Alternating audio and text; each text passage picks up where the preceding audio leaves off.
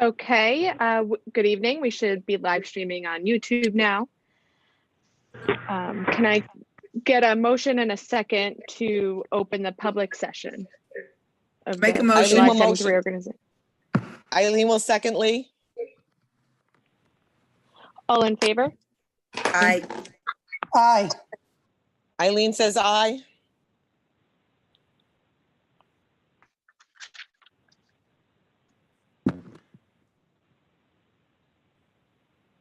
Mark? I didn't hear Mark. I said aye, but I'll say it again. You hear me? We can. Yes, thank you. All right, at this time, please join me in the Pledge of Allegiance. I pledge allegiance to the flag of the United States of America and to the republic for which it stands, one nation, under God, indivisible, with liberty and justice for all. At this time, I will call the roll. Mrs. Augulus? Present. Mrs. Kennedy? Present. Mrs. Napolitano-Ferno? Present. Mrs. Panico? I'm here. Mr. Washaw? Yeah. Dr. Adams? Present. Mr. Kola-Hefar? Present. Mr. Middleman? Present. Mrs. Hutchinson, legal counsel? Present. And myself, Jessie Kemp, the district clerk. At this time, I will now accept nominations for the office of president of the Connecticut Central School District's Board of Education. I would like to nominate Eileen Panico for president. Are there any further nominations? No.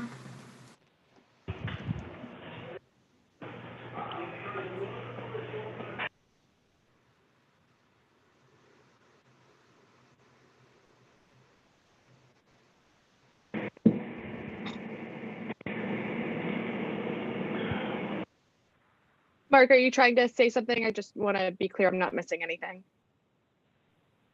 For some reason, you guys are going in and out. Now I hear you. Say that again.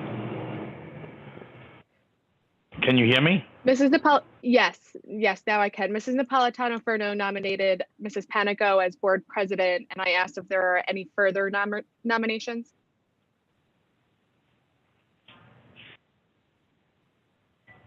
I don't have any. I'm good with that then. Whatever you guys say. Whatever you guys want. Okay, the nominations are now closed. Please cast your vote after your name is called. For the nomination of Eileen Panico, trustee Mrs. Augulus, Yes. trustee Mrs. Kennedy, Yes. trustee Mrs. Napolitano-Ferno, Yes. trustee Mrs. Panico. Can I say no? I'm just kidding. Or- Fine, I or you guess. No, it's fine. Trustee Mr. Warshaw, Everyone said yes, so yes.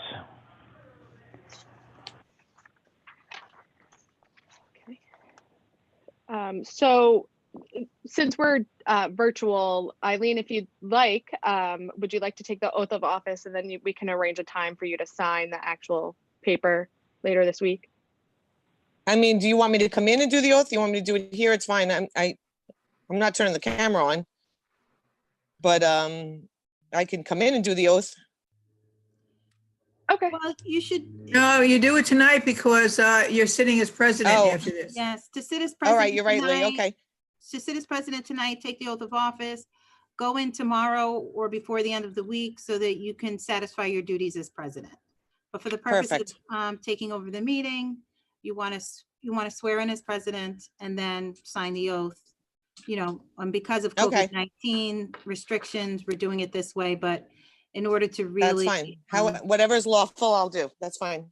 Yeah, so please take the oath of office and then Okay. sign the book tomorrow, hopefully, tomorrow morning. All right, thank you.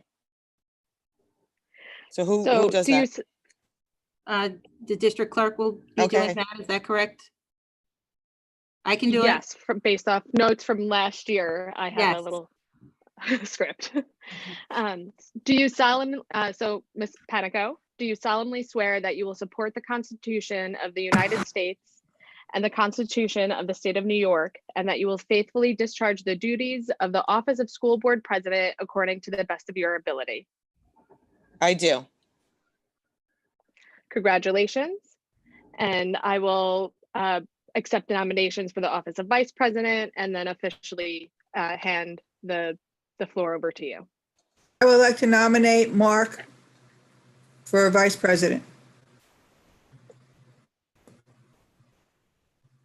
Are there any other nominations for Vice President?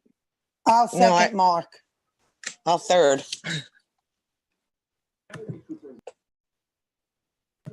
Yes for Mark. Okay, so now that the nominations are closed, I'm going to officially take your vote for Mr. Mark Washaw as the Board Vice President. So Trustee Mrs. Aguilas, Yes. Trustee Mrs. Kennedy, Yes, Mrs. Napolitano-Ferno, Yes. Mrs. Panico, Absolutely, yes. Mr. Washaw, Thank you. Yes. Okay, so at this time, Mr. Washaw, I will also swear you in as Vice President. So do you solemnly swear that you will support the Constitution of the United States and the Constitution of the State of New York, and that you will faithfully discharge the duties of the Office of School Board Vice President according to the best of your ability? I do. Congratulations. And at this time, the Board President will now preside over the meeting. Okay, great. Thank you, everyone. I appreciate it. I think the next thing on the little cheat sheet, thank you, Jesse, is the oath of office for the superintendent of schools. Is that you, Lisa? You do that Yeah. for Linda, and then you'll also do that for the district clerk as well? That is I was correct. I was already sworn Okay. in today. Oh. I was sworn in this morning. We have to do, yeah, but we want you to do it online, Linda. Okay, I can do it. I can do it live too. Okay. All right, cool. So Linda, if you raise your right hand and repeat after me. Do you, or acknowledge this question. Do you, Dr. Linda G. Adams, solemnly swear that you will support the Constitution of the United States and the Constitution of the State of New York, and that you will faithfully discharge the duties of the Office of Superintendent of Schools according to the best of your ability? I will. Congratulations again. Thank you. And now we have the district clerk. That would be, Lisa, you're gonna give her the oath as well? Yes, that is correct. And do you, Jesse Kemp, solemnly swear that you will support the Constitution of the United States and the Constitution of the State of New York, and that you will faithfully discharge the duties of the office of the district clerk according to the best of your ability? Yes, I do. Congratulations on your appointment. Congratulations, everyone. no, All right, you so the have to next do, thing, excuse me, you have to do the board members as well. I did mine today in central office, but they have okay, to be. so Lisa, can you swear in the other 3 board members? Even though No, Lee, no. you did it in No, the, no. wait, Lee, even though you did it Yes. in the office, can you do it online as well Sure. for the public? Thank you. So if you raise your right hand, I can see you. Thank you. Jack? Do Okay. you, Lee Kennedy, solemnly swear that you will support the Constitution of the United States and the Constitution of the State of New York, and that you will faithfully discharge the duties of Board of Education member according to the best of your ability? I will. I do. Congratulations. Thank you. Congratulations, Lee, on your reelection as well. Now it's Mylan's turn. Mylin? Yes, Lisa. And it's my understanding you were also sworn in earlier, correct? No, Oh, this is your first. So then you will have to go in and sign your oath with Jesse to make it official. Okay. Okay, so do you, Mylan Augulus, solemnly swear that you will support the Constitution of the United States and the Constitution of the State of New York, and that you will faithfully discharge the duties of member of the Board of Education of the Connecticut School District according to the best of your ability?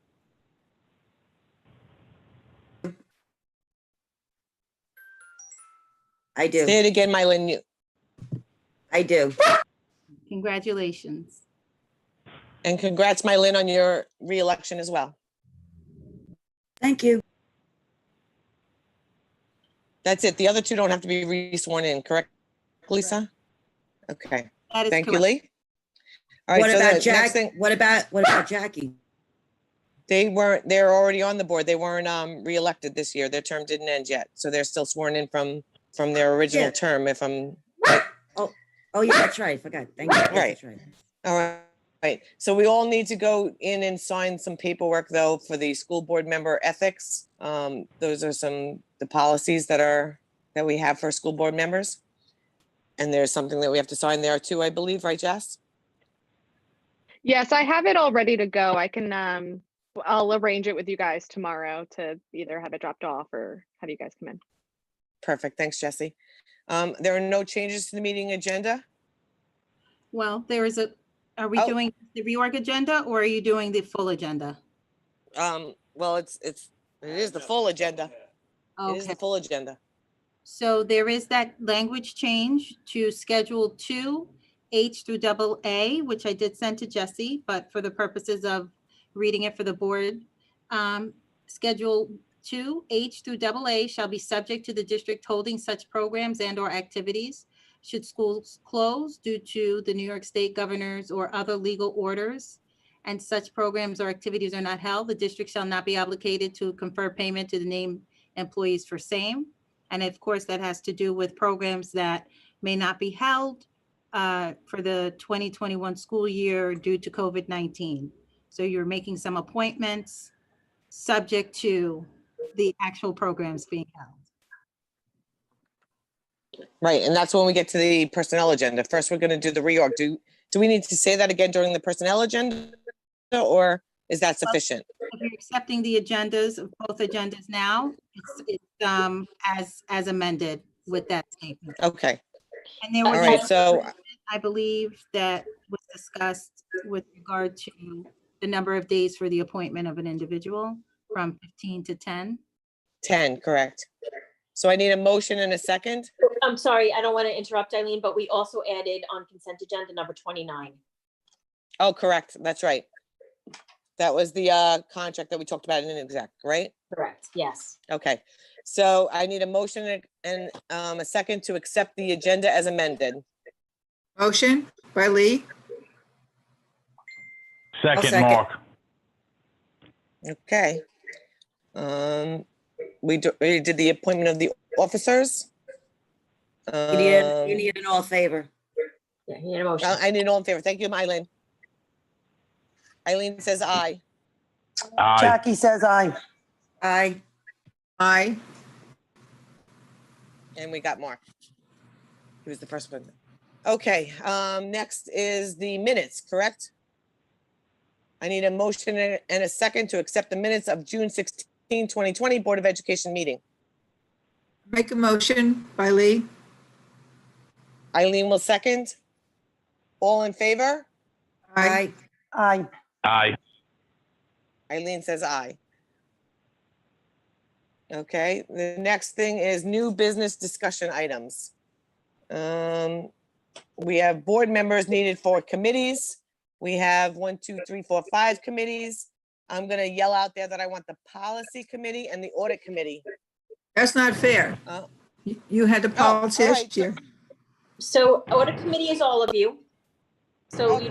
don't need to put members on that because all of you are on the audit committee. So it's just the health and safety, the policy committee, and the technology committee. I would like Okay. to be on the health and safety if that's okay. I was on it last year. I'll do health and safety. And then we need one alternate for that, if we can have it. I'll be the alternate for that if I have to, yes. Okay. The Policy, next is the policy. I would like to be on that again. 2. Me too, if I could, but I don't know the rules. so is it Eileen, Lee, and Mark as the alternate? I don't know who said it first, so Said it first. Okay. but Lee or Mark? You did, Lee? I think Lee said it first, but that's. Okay, so- what I heard. So then Mark, you're the alternate on that? Okay, and then Um, technology, I'll be the alternate on that one if no one else. alternate for technology, Eileen? Yes, unless no one else wants it, then I'll do that as well, but it's a big commitment now for me. So technology committee, I don't have any members yet. I'll be the alternate. All right, so then I'll be on the committee. Mylene, do that with me. Okay. Okay, so I have then you have- members of Eileen and Mylan, and alternate will be Lee.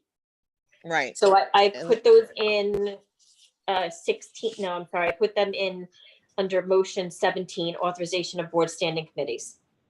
Can't we have All right, we a also mental, have, I'm sorry, Lee, go ahead. do we have a mental health committee? That's Yeah, health I'd and like to- safety. We do not have a citizens advisory committee for mental health. That has never been one of the board's desires. We do have a citizens advisory committee for facilities that I also need members for. Oh, I'll do that one. I'll do that one. Jackie, do that one with me, Jackie. So I have Mylan. All right, as a I'll do that. member I'll do And that. Jack- And I'll be an alt. And Mark is an alternate. Okay, No, I'll be Can I- Jackie's alternate on health and safety. Or can I Awesome. be the same person? I have, for right now, for the board members, for health and safety, I have Jackie and Mylan with an alternate being Eileen. But Eileen, Okay, you're on never every mind. committee. Do you No, want I- to give Lee that? Wait. What? Lee can have the alternate for that. Have at it, Lee. Okay, Okay, Can we look into possibly doing what Lee was just asking?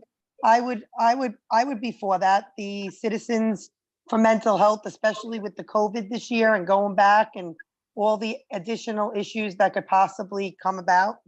okay, so if you would like to add that to number 17, authorization of board standing committees, you want to do a mental health board standing committee is what I'm hearing. correct. Well, aren't we already Okay. doing an advisory committee for that, Linda, with the Zooms? Yeah, So that's that's, different. those are our. That reopening ended. committees. They're about- Wait. Linda has the floor. Go ahead. So those are our reopening committees, and they're actually going to present to administration tomorrow. And then I will present to the board and the public all their findings for reopening. So if you would like a standing committee, that would be a different thing. Okay, so I I would think like what I'm one. hearing from the board trustees, hold on, I think what I'm hearing from the board trustees is they do want an advisory committee. So, I think we have interest from Lee and Jackie for that one. Yes, I would like to be on that one. So I just want to, there's a board standing committees, which are, they're annual and they just continue to go. And then there's advisory committees that have a charge that begin and end with the charge. Those are different. Well, I think So- the mental health would be one that we could do every year. Okay, so you want to leave it as a standing committee? I would say that. Everybody Okay. else? Yes, I Yep. agree. I'd like it to be a standing committee. Okay, so and my people that I have in place is Jackie as a member and Lee as a member, and then do I have an alternate? I'll be an alternate. Okay, And that would be Mylin is the alternate, okay? okay, I have all those down in action number 17, authorization of board standing committees. Perfect. So I don't need an all in favor for this one, right? I just move on? No, when you move the agenda, when you move the Right. reorg agenda, it will be moved with that. Okay, perfect. The next is a motion and a second to discuss the recommended action items for reorganization. Motion. No, you need use of fields. Oh, wait. I would do I- use of fields after the discussion, after the reorg's over. That's more of a. Right. that's gonna I be wanna on do the reorg. discussion. So I would Yes, do I that skipped, okay, in the regular agenda. that's what all right. Good, so I was right on that. So I want a motion and a second to discuss the reorganization items. A Motion, motion, I'll second from Second. Lee. All in favor to discuss the reorganization items? Aye. Aye. We need Mark. Aye. So I'm a little confused. Is it under new business or, because when we just did the Board of Ed, board members needed for committee, and then use of fields is under that, but that's I all did- under new business. I did It see- should not be on the reorg agenda. It should be on the regular agenda, which is after the reorg agenda. The consent agenda Yeah, or the discussion after that, yeah, it should be under, I would after probably we do do the it business. after we do the policy. I would probably do it after the public hearing. So before personnel matters is when I would do that discussion. Yeah, and I would like, well, before personnel matters or after personnel matters and right before, I would say right before public comment, no? Usually you do new discussion before you do any motions on personnel or anything. So it should probably be O rather than recommended action. It can be Okay, all wherever right, you so- want. So All right, So, I mean, I don't so care. wait, so I'm a little confused. So the use of fields should have been in that space, or it should have been moved to somewhere else? it should have been a new discussion, not part of the reorganization agenda. It should have been a part of the business agenda. Gotcha. Okay, that makes sense. Thank you. All right. All right, so I didn't screw that up. That's good. Nope. Okay, so we're gonna discuss the reorganization items. This is what I'm gonna ask from everybody because of Zoom. When somebody talks, you can't always hear when someone wants to interrupt. So I'm gonna ask everyone to give it like 3 minutes and then let someone jump in if they have a question, and then you can go back to your questions and give it another 3 minutes, let someone question you if need be. Is that okay? Yep. All right, and that follows Robert's rules a little bit more so that we don't overtalk each other. Does anyone want to start? Because you know I have a lot of questions. So I'll let someone else start for their 3 minutes, and then I'll. So you wait a know, minute, what do you guys, So Mylin, I want you to, like, if you have questions, ask one question and then see if any of the other members have any rebuts to that. And then if you have more questions, we go No, no. right back to you. no, I understand that piece, but what parts are we Okay. discussing now? The reorganization items, 2 through 52.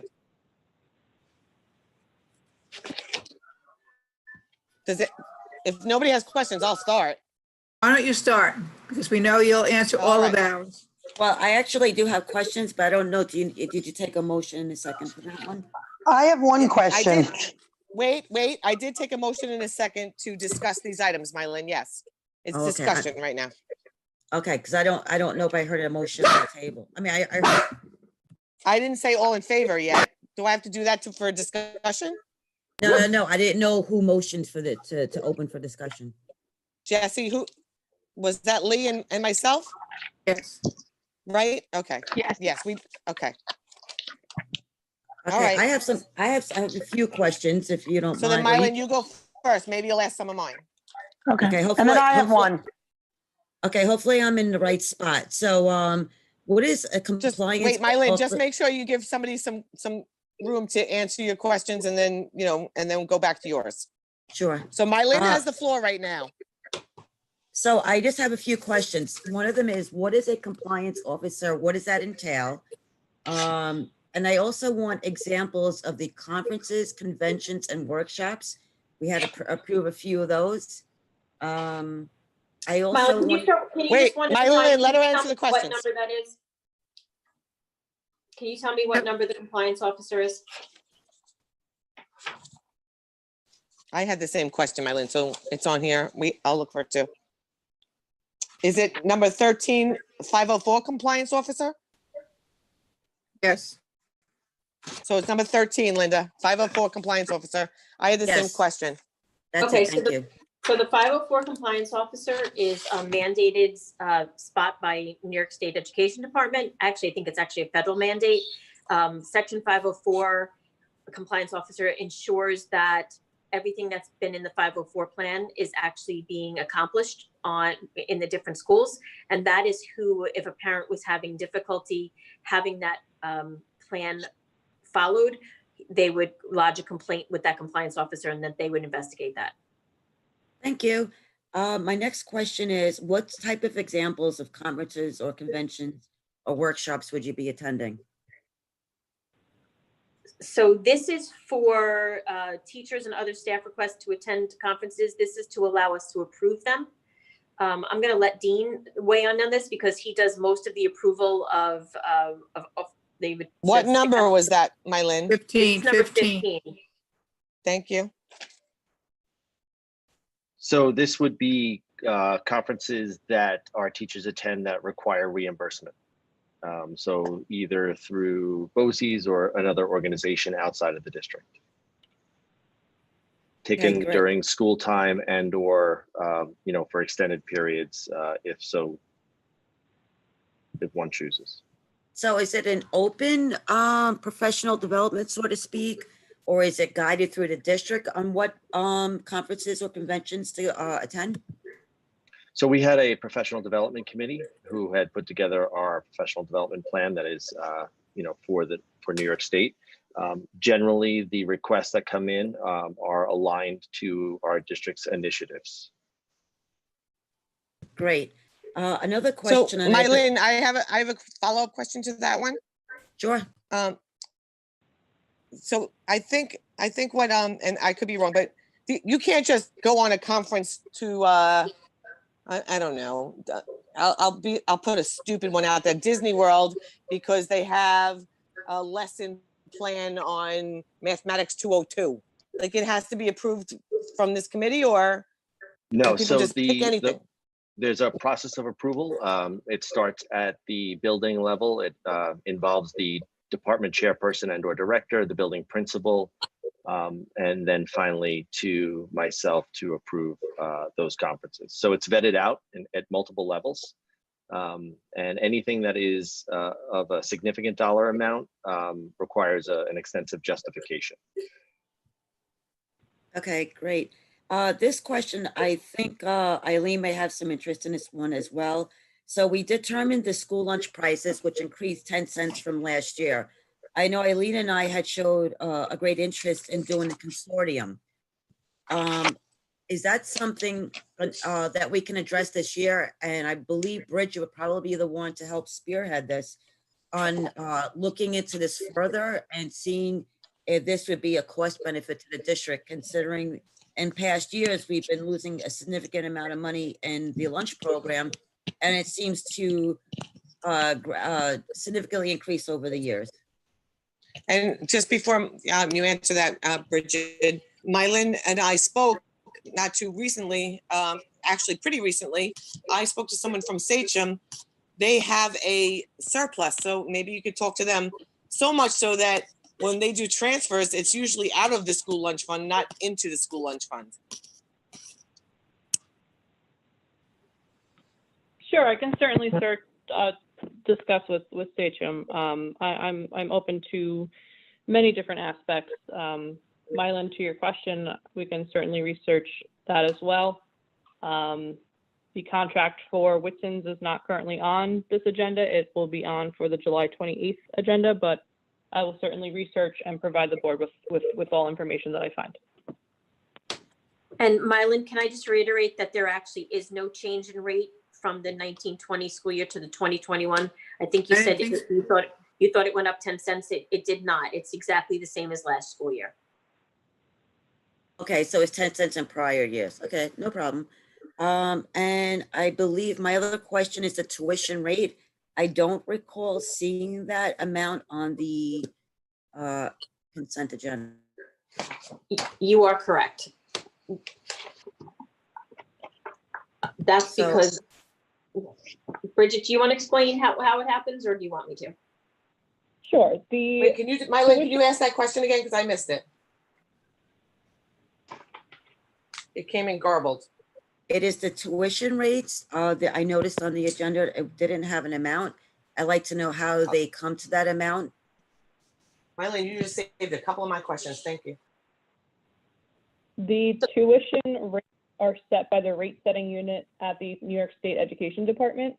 They are currently interim rates for 2021. They undergo a bunch of changes throughout the year. Generally, they stay at about the same, but it's for every single special education provider. It isn't for anything else other than that. So So do we have a few students that actually pay these tuition rates? Depending on what is listed on their IEP and which district or provider they attend, yeah. Thank you. Eileen, I believe that answers my questions. Thank you. Lee, I'm gonna let Lee and Lee, Jackie or Mark ask any questions first, because I have a couple more. I do. I'm good. Mylene. I have one. Go Go ahead. ahead, Jackie. I don't know if this is in the right area, so you guys let me know for sure, please. It has to be on the reorg part, Jackie. That's what we're doing right now. Yeah, I'm trying to figure out if that, I believe this is. This is number K. It's the clubs. No, that's not. the Okay, is not the reorg. Nope. All right, Hold off then. on that one. I'll hold off. Okay, Lee, do you have any? Just the one on the internal auditor. How What often? number is that, Lee? Number 51. Okay, let me go down there. How long have we had them, and do we go out for bid next year for, make sure that we're doing the right thing, or do we continue using them year after year? Actually, want Lee, out- can I jump in on that one, and can you do 50 and 51? It's the same question that Lee just asked.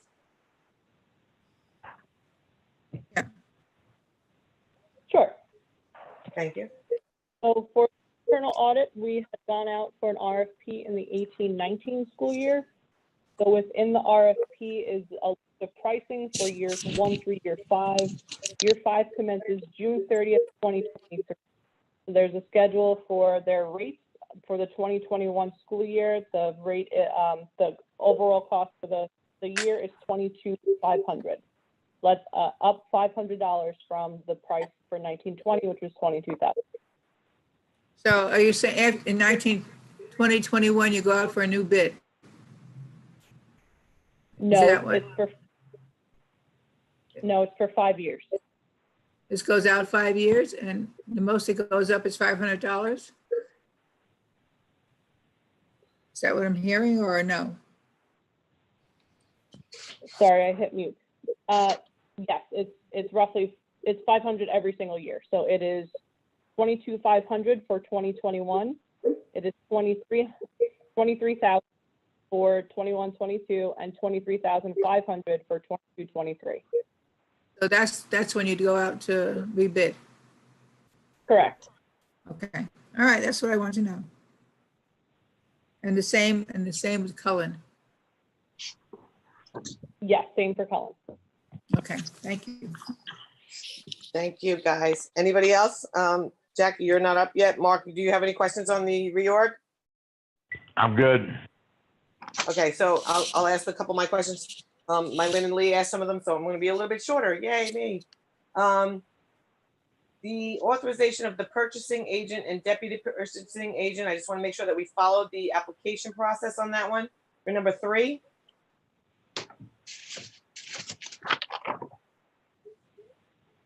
So there is no application process. The purchasing agent is the director of purchasing. The deputy is just a fallback for if the purchasing agent is ever unavailable or unable to. So they're do their just duties. appointments, not a hiring committee.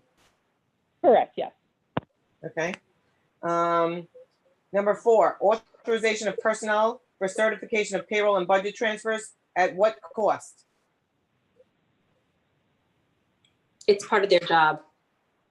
So There's there's no additional, because usually, Linda, on the other ones, it said it no additional compensation. Yeah, this is no, it's just part of their job description. It's just something that we need to do every year to reauthorize them. Just making sure. The surety bonds, what is the cost of those? I think I saw for every 50 million, so I'm actually okay with the cost. What I want to know is what is our normal bond? Oh, no, these are not tax anticipations. These are surety bonds. What is the Right. cost of these? And what are our protections under these? So it's for overall $2 million. The Oh, protections I see that can- now. Look at that. Okay, what are we paying $2 million for? What does the surety bond cover us for? I can the board a list, just not, I just don't have it offhand right now. Okay,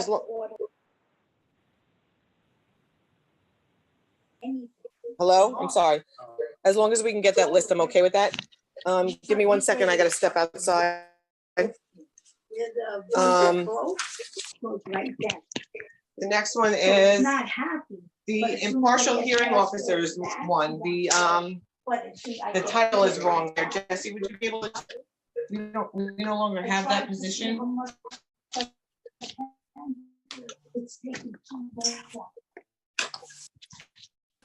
Yeah, we can change that just to the superintendent.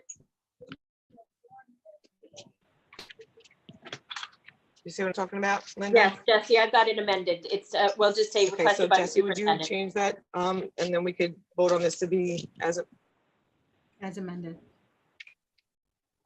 right, okay. Yes.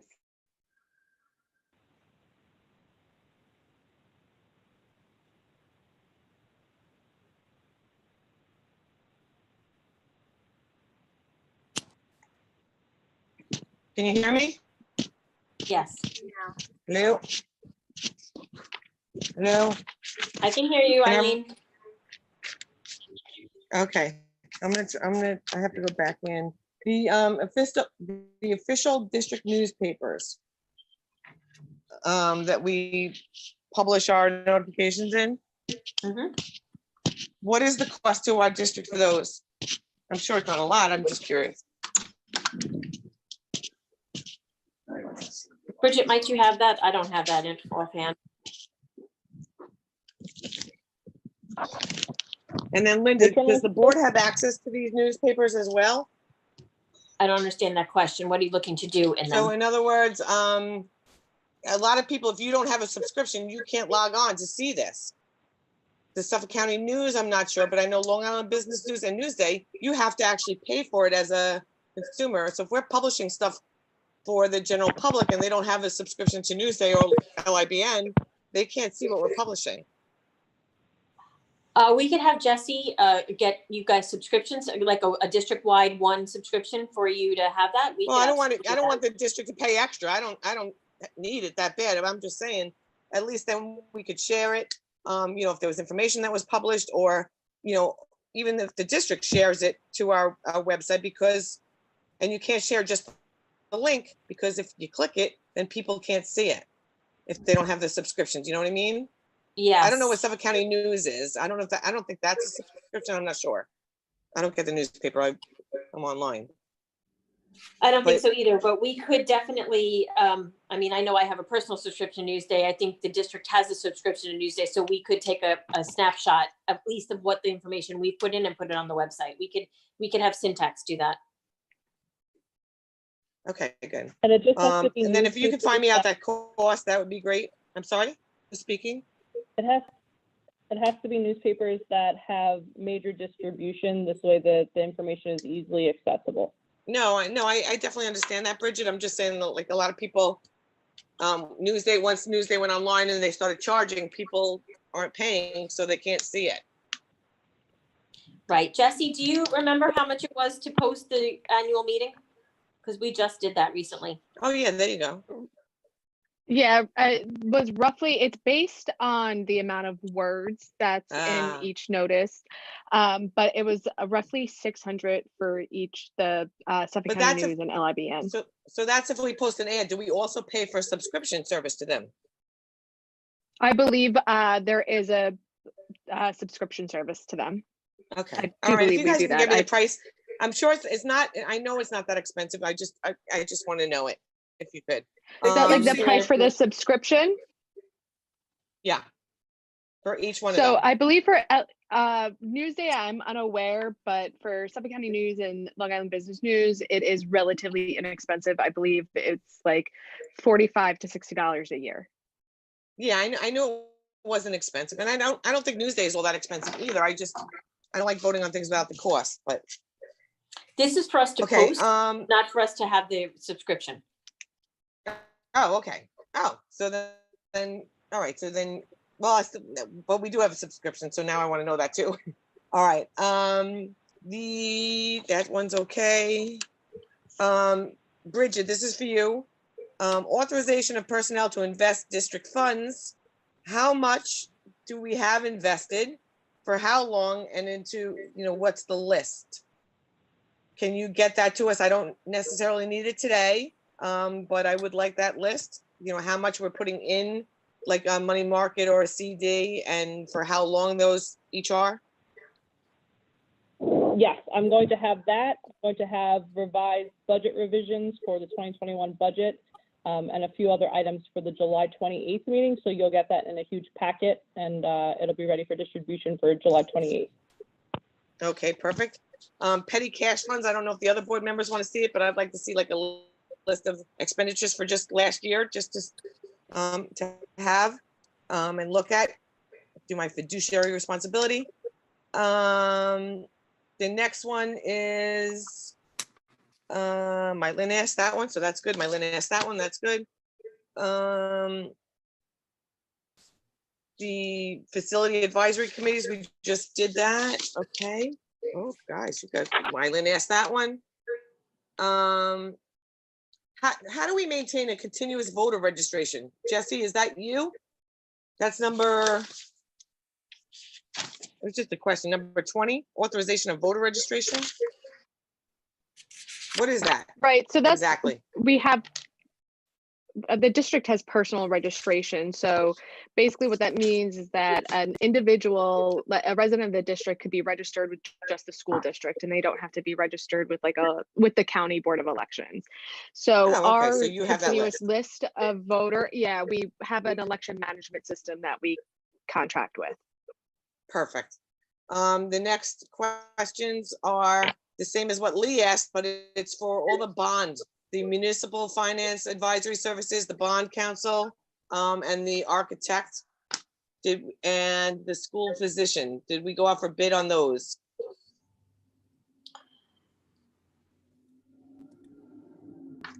No, or when was the last time as well? For the 27, 28, 29, and 30. So the architect 20. and the school physician went out for a bid, I want to say, I think the architect was 3 years ago. And we're in the middle of multiple projects, so it would not be proper right now to go out for a second bid at this point. School physician, I believe, was also 3 or 4 years ago. What's interesting about that is he's one of the few places that will actually do transportation physicals. So we get very Okay. few people who want to do these things. We did go out for a whole bunch of RFPs. You'll see them, I guess, in the consent agenda for brand new organizations, because you asked us to go out for a snippet each year over the next 5 years and rotate them. So we did do 4 RFPs that you'll see on the consent agenda later. Yeah, no, I saw that. What about the bonds, the bond and the municipal finance advisory service? I don't know if Bridget knows the last time that RFPs went out for that. All right, if you could just get me those dates, that would be great. I'm looking up right now. All right, I'm gonna keep going, Bridget, so we can get through this meeting, because I already have had it. I'm sure all of you do too, with all my questions. Linda, just for the public's knowledge and edification, can you explain to them in like 2 seconds or 2 minutes, a Title IX compliance officer and what they do?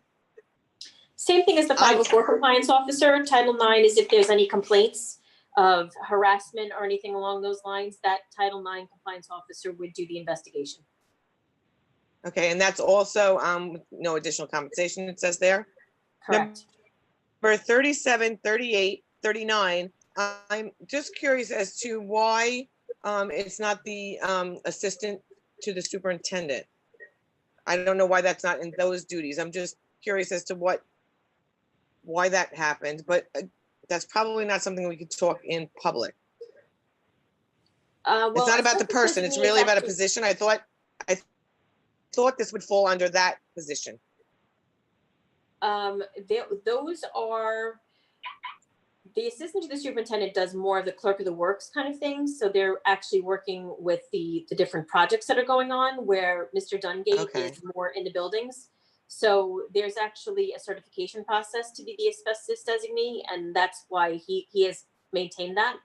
And then the health and safety officer is a similar kind of thing. It's more of the in the building than it is for the capital projects. Okay, so that makes sense. That's exactly what I needed. It wasn't really about the person. I just want to know why the duties didn't Yeah, fall under that. Just the position, right? Right, okay. Auditor for student activities. And again, it's not about the person, because I don't even know the person. I just want to make sure that they have accounting experience. And how come all of these other ones say like no additional compensation, but this one gets a stipend? The auditor for student activities. Why are we not using the auditors that we already appoint, or that are already, can you just explain a little bit to me? So this is a person who works for us, and she does this outside of her regular hours. This is actually, we get a lot more work than that stipend would seem to entail. It's a huge amount of work to do all of the functioning of the auditing for the clubs. So every building who collects any kind of money for anything from the prom to going to Dorney Park or anything along those lines goes through that office. Right, but don't we have a few people already that we're appointing to do the, like I noticed on the personnel agenda, there's 4, I guess, elementary, secondary, and high school level. There's 4 people. We talked about it earlier that do that the activity funds. Yes, but she audits them. So she looks at all the paperwork to make sure it's all done correctly. So our auditors don't look at this? I thought we paid them to do that. Again, I'm just trying to get it in my head. We're paying more for this, and then but we also have auditors that look at that, that we're giving a contract to, or they don't do this part. They do oversight as well once a year. She does it once a month. So you get a report from her once a month showing that these extra classroom activity funds, which are not under our codes, which are functions through children in the secondary buildings, and then through the club advisors in the elementary buildings, are just being done appropriately. So she does it monthly. The auditors, the external auditors, do it on an annual basis. Isn't that what Helen Maloney used to do? She used to do internal auditing. She also did the extra classroom activity funds as a separate job. Right, that's what I kind of thought, that Helen Maloney did. So we have an internal auditor that we appoint, and now and this is another. No, so we appoint. When did the job get split? I guess is what I'm asking. No, she did both for 2 different stipends. It's 2 different jobs. Extra classroom activity funds is not part of our general fund. It's outside of the general fund. And right, I know that. Helen did both of those, and she got both those titles and both those stipends at one time. Okay, all right, I'm gonna move on from that one. On the next part, designation of school district distributors of resources for substance abuse services. Love this, but why doesn't John Pearl and Oakdale Bohemian Middle School have somebody yet? Because we don't have people in those jobs right now. They're being hired as we speak. Okay, all right. I thought it was just, all right, good. That's good to know. They are gonna be there though. Yes. Okay. The board registry, this is probably Jesse, election chair, chief inspection, and the approval of the election clerk pay rate. Those are, we pay them from, well, no, maybe it's Bridget. We pay that through our district. Not a big amount. Yes, just we pay that pay through them. our district. Yeah, that's for our annual, that's for the May election and budget vote. Right. So, okay. And how is that rate set? Because it's a weird amount. Who sets that rate? Right, so I based it off what had been done in prior years and just made it match the minimum wage effective January 1 of 2021. So The minimum wage is going to be $15.50 or $15? It's going to be $14 an hour. The election chair, the chair people do have additional responsibilities. So that's why their rate is a little higher. And that $1.50 difference has been consistent with what has been done here in the past. Okay. All right. Again, I just want to make sure that we got when the last time, and I don't need the answer right now, but I would like the answers. I'm going to mark it down here that I'm going to get the answers. Third party administrator for 403B plan And the designation of insurance brokers, when was the last time we sent that out for bid?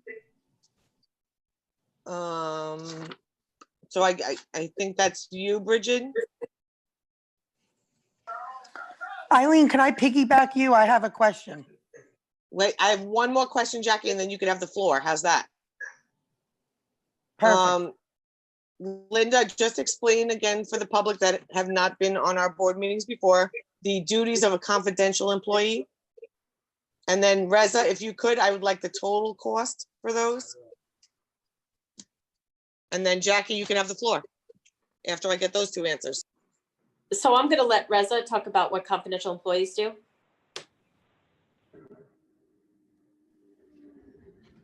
I'm sorry. Sorry, Linda? I'm trying to unmute myself.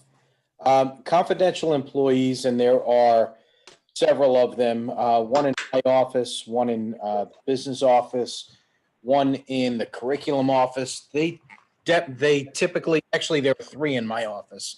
They deal with negotiations and monies that, otherwise they can't be part of the clerical bargaining unit, because there are times when we are negotiating things about their unit. So we have to make them confidential so that, we can ensure that they're not going to go back to their bargaining unit members and essentially say, this is what the district is offering. So we do have confidential employees that deal with negotiations in the curriculum office. They deal with PR negotiations. And in the business office, they deal a lot with the monies for other expenditures and things of that nature.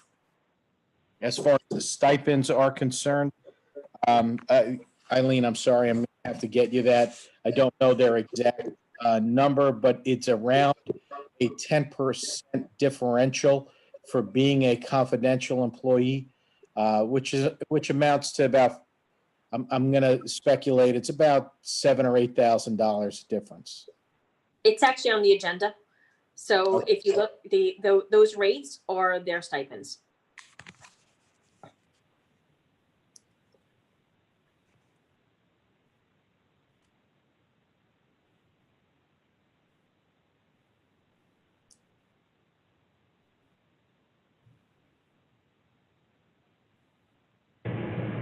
Am I back? Hello? Eileen, did you want something other than their stipends? All right, I think I'm back. Sorry, I missed. Well, it says, okay, sorry, I totally lost you for like 5 minutes there. It said, where did it go? Oh, it says, as per contract plus money. Right. So you want what their is that their contract plus regular stipend. salary, and then that would be the stipends? That's the stipend that's been Yeah, negotiated I in mean, their I contracts. don't know what the contract is. I don't Okay, know. so you want the total to look cost. up. You want that in the FYI. Okay, so they get their regular salary plus additional amount. Is that what you're saying? Correct. The additional amount is enumerated on. Okay. on the And agenda. then Jackie, you're up, I guess, unless you asked while I was disconnected. No, I got it. Jackie? Thank you. Thank you. Can you Gone hear too? me? No, can you guys hear me? Oh. Yes, we can hear you. Okay. Yeah. Okay. It was a question that Eileen reminded me. Number 43. Are those positions the positions we spoke about last week that we wanted to, not last week, the last meeting, that we wanted to add for YFS? No, this is a designation that's mandatory by the new mental health and guidance plan that New York State Education Department put on the floor a few years ago, which just designates the people in each building as a resource for anyone who is having substance abuse issues. These people already exist in the district. Okay, but my question would be then, we are looking into though, hiring those extra positions and also looking into what psychologists we might need, any additional, are we looking into all that stuff? So right now we have 2 positions that are actually unfilled. So they're working on that. And then I will be working, we're gonna be working on a couple different things with Mrs. Santo. So that will be one of the things that will come with a proposal to you folks as to what that might look like. All right, perfect. That's what I wanted to know. Thank you. So Jackie, I'm gonna piggyback off that question. So there was, is there gonna be any training if and when we go back to school to identify children that may, on two fronts here, one for regression and two for maybe signs of distress, of anxiety or depression, where they normally have never had that particular issue, but now maybe because of us being on sort of a lockdown, may have now sort of fell in the trap of having those challenges? So I'm going to yield to Dean about the regression because I know that there's already a plan in place for that. And also you heard from Ms. Santo a few weeks ago about the ruler program. And part of that is helping staff and faculty see those differences in kids and also how children can overcome them. So one of that was already going to be in place, the discussions and the training of that. And we always do, as part of our back to school teacher orientation, superintendent's conference day, it's actually mandated by New York State Education Department to talk about what suicidal ideology might look like in your classroom. So that's part of the training. It will certainly be more in depth this year because we do know that this has created anxiety in society from our youngest children all the way up to our adults and our seniors, are folks that are older and can't get out. So we will definitely spend more time, at least at the beginning of the school year, in a kickoff, and then over time as we see things come into play. But I'm going to let Mr. Middleman talk a little bit about what's already in place for looking for regression and assistance in kids who are having difficulty with the work. Okay. Thank you, Dr. Adams. Dean, before you speak, there a possibility of looking into the parent center because of all these issues? We're looking out for the kids, but I think the parents as well needs some guidance. So is the district looking into things like that as well? Lee, you mean if we don't go back to school in September or we have to do a hybrid? Is that what you mean? No, either or. I mean, especially, no, that's a good idea, actually. If there is no school in September, we're really going to need a parent center because Right. there's so many issues going on. With you there. If we home. go back to school, then that would be a moot question, correct? No, we still would Lee? need it because there's still a lot of issues going on. And parents have to know how to deal. A lot of parents just don't know how to deal with a lot of those issues.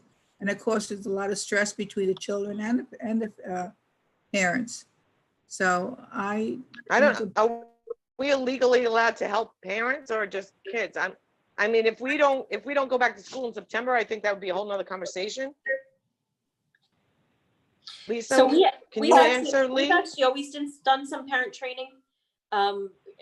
It's mostly come out of the PPS department, and I know that the mental health committee is going to present a full thrown out plan about what to do for whether we're back completely, whether back as a hybrid, sometimes in the buildings and sometimes at home, and when we're home. And it would be my assumption that at least part of that would be outreach to our parents because they do need help. Linda, I gotta say that I was in the mental health committee last week. I listened in and joined the technology committee last night. And I gotta tell you, they did an excellent job. The parents, the teachers, the administration, everybody did a great job with those. I'm sorry I missed some of the other ones that I either forgot or got stuck at work and missed them, but they were excellent. That's one. And two, I was wondering also, not for maybe this minute, but if sometime tonight you or Dean could maybe let the public know what the plans are, what you guys have in place and what you guys are working on for September or what September could look like, even though I know you guys are shooting in the dark with the governor and all, and whatever his compliance is and all his orders are in regards to what's going to happen. He's really who we're waiting on. But if you could just let them know what's going on to keep everybody up to date. Can we just get the question answered with regard to children with regression? But I would be interested to hear that answer too, Jackie. I agree. So I could speak to the academic component of the regression. We have enabled eSpark for all of our incoming first into rising 6th grade students. It is an adaptive, online, very highly engaging mathematics and literacy program. All of our all of our 1st and 2nd grade students use it during the school day, which allows now all of our students that we're offering it to that same level of familiarity. It's, again, highly engaging. It's focused on math and literacy support. It's no more than 10 minutes, 2 times a week, research-based. And the other great part about it, it doesn't take a tremendous amount of parent support for students to participate in this web-based application. So we're excited to be offering that. We have several Zoom meetings.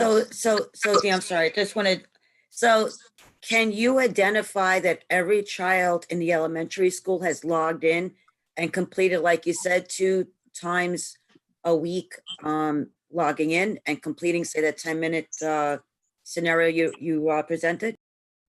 So again, it's during the summer, so we can't mandate anything to take place, but we are offering it to everyone, and we do get the data back. In addition to that, we also have a committee. It's called the Gap Skill Committee. It's being co-chaired by Mr. Pollock and Ms. Moser, and that is it's a representative of teachers from all of our elementary schools, and they have been working since June to identify some of the gaps and skills that are needed and some of the things that we're going to address, and help us plan for that for September. Okay, so what I'm hearing is that this is actually voluntary for the elementary students if they want to participate in this. Was there an email sent out to every family in the elementary district to participate in this? Yeah, so we posted this. We asked teachers to post it in their Google Classrooms at the end of school. In addition to that, we had sent out emails to parents, robocalls. It's been posted on Facebook as well as our website. And with that, we also are going to be introducing our parent learning series. So it's a video-based series throughout the month of July where they will have an opportunity to take classes around Google Classroom, around Kami, and different programs and platforms that we use throughout the school year so that they can gain some background knowledge that they need in order to help support their children. In August, we are going to have live sessions for parents scheduled throughout the days that they can sign up that are follow-ups to the video series that we're putting out in July. So each week on a Monday, I'll be sending out a email to parents, alerting them to what the video series is for that week, what the classes are being offered that they can take part in. We're doing that starting July 13th, July 20th, and then the first 2 weeks in August as well. In addition to that, we 3 days a week, we're offering support to our staff, technology support, where they can log in and speak to someone in helping them plan for September. So we're trying to offer as much support as possible. And that was one of the areas of feedback we received from each of the committees that Dr. Adams had put together to make sure that we're providing that kind of background knowledge that's needed in order to support the students during either an extended closure or if they are fully back to school. So I'll have to ask another question. So say if only, say, 15%, 20% of the students decide to participate in this, you're not going to really get a true indication of regression. So have you seen so far many that want to join and be part of the extra activities that you're offering? So I can have an update to the board within a week. We offered it, it started really July 6th. So it's we're only a couple days in. But so far, we see good participation levels, and we'll continue to send out reminders to our families. Great, thank you, because I think that's definitely a good tool to use. So going back in September, if you get a significant amount of participation in this, at least you have some idea coming into September, what challenges you may face. Yes, and we have some other plans that we're still working on with our teams, and we'll be able to roll those out within the next several weeks. Thank you, Dean. All right, I'm gonna move on. If there's no more questions for the reorg, I need a motion and a second to accept the reorg. Jackie, motion. Eileen, I think you already have the motion on the table. You just need an all in No, I favor. have a motion and a second to discuss. Now I'm doing a motion and a second to accept the reorg as recommended by the superintendent. Gotcha, thank you. I think, right? Did I do that right? Yes, go ahead. Okay, so I need Jackie motion, and I'll second. I need an all in favor to accept the reorganization items. Aye. Aye. Aye. Okay. Next is personnel matters. I No, lost my screen. policy, M, first Oh, reading. policy. Hold on. Let me get back to my screen there. Mine says personnel matters on the printout. That's why. Hold on. Okay. Yes, policy, first reading. I have changes on that. Sorry, guys. I actually have some questions myself. Yeah. So hold on, let me go, that's all done, reorg policy. So, Mylin, I'll let you start first while I get my paperwork together. Great, thank you. Okay, so as far as Mylin? thank you, can you hear me? Can you hear me? Yeah, Okay, great, thank Yes. you. So let's go to code of conduct. I did see that there was changes that were made that were highlighted in, let me just scroll down to it. The changes that were made in yellow, and I think there was some suggested changes. I'm not sure which document I saw. Okay, there is the red. So now I have a few questions and actually I have a few concerns. So maybe I'll address my concern first. well, In first, particular, I want to just ask, who did this policy? So the policy committee actually asked the AD to put together a committee of coaches to work on this policy. Okay. All right, go Okay, ahead, so- Mylin, sorry. no problem. So I have actually, well, I'll address my concern first and I'll go into my questions. So my concern is during the years of being in Connecticut, I understand that there is certain sports could be, it's not one in particular, but children need to maintain a certain weight. And the way that these children are going about maintaining a weight or a suggested weight, they do practices that I don't think are very healthy. One practice will be for throwing up. Another practice is they'll dehydrate themselves. I'm concerned about the mental and physical health with our athletes, that they maintain a healthy attitude. But I do worry about the weight portion of this, keeping weight for the different sports. So who can maybe address What paragraph that? is that in? Excuse me? What paragraph is that in? I said it was a concern. I didn't say it was a question. That really wouldn't be in the code of conduct. We could ask Mr. Mallory, actually, who would like to come in and speak with you folks in the end of July to speak with you about that and supervising the coaches and the practices.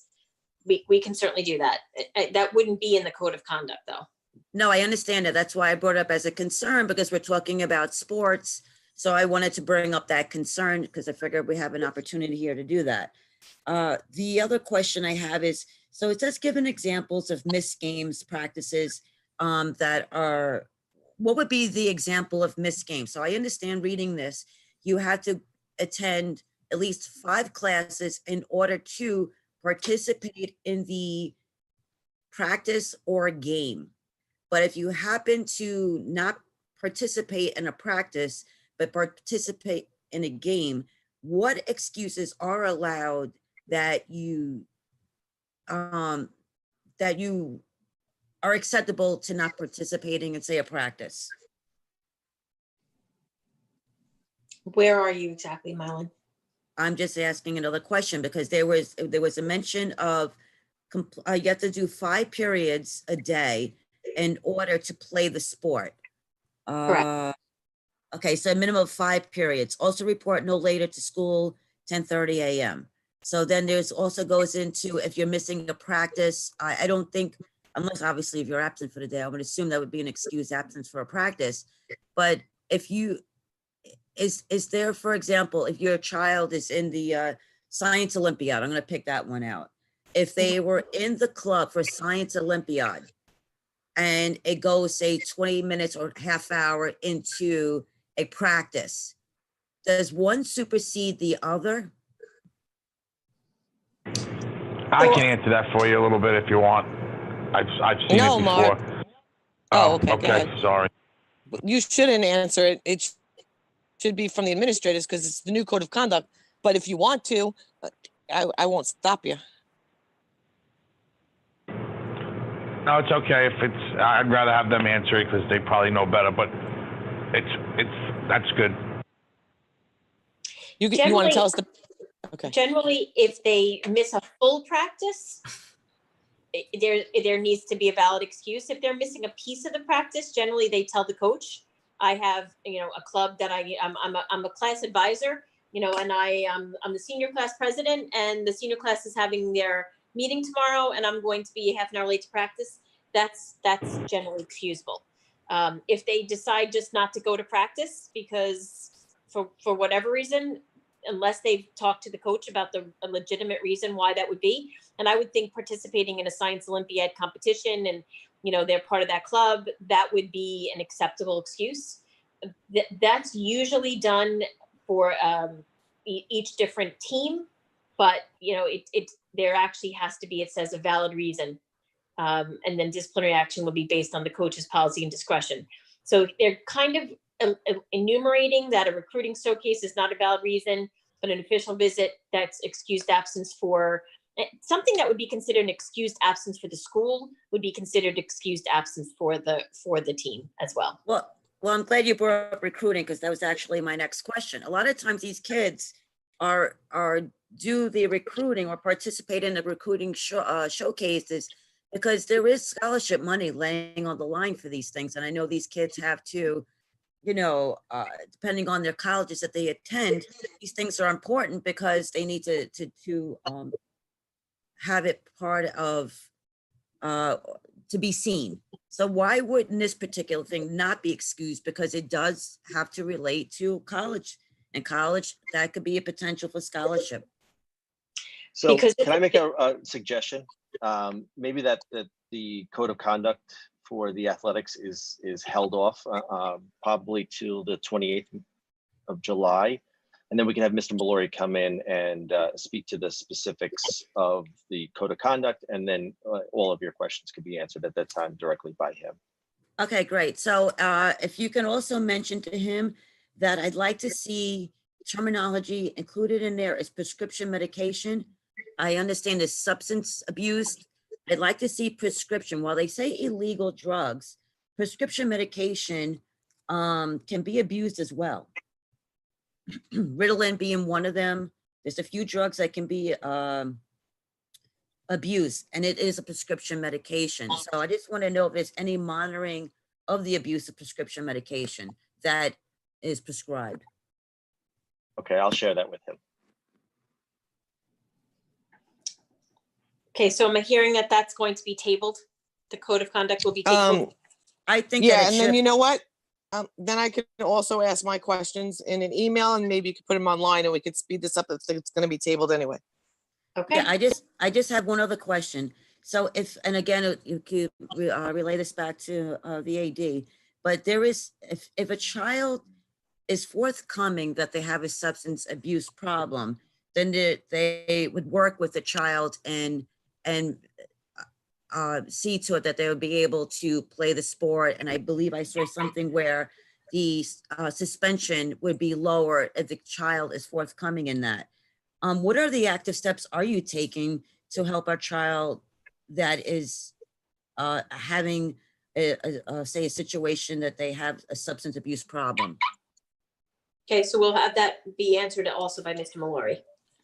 Thank you. Okay, and for the agenda preparation and dissemination, I have some changes that, again, I'm sorry, Linda, it was late in the afternoon that I wasn't able to make, so I'd like to table that as well and email you my changes with, is it still Mark? Because he was on it when we did this, or is it now me and Lee? No, it's you and Lee now. Okay, so Lee, I'd like to go over them with you, if you could call me tomorrow, and then, so I'd like to table these both for tonight, if we could. Should code of conduct, the director go over them first and make those additions that Marlon was Yes, and discussing? plus, yeah, plus I have some things I wanted to know about on that code of conduct as well. So if we're gonna table it, I'll ask them online, and then we could speed this along a little bit. All right. And so we'll table both the policies for tonight, and then Lee, Okay. you and I could discuss a little bit more tomorrow, Sounds if good. you're around. Okay. So right.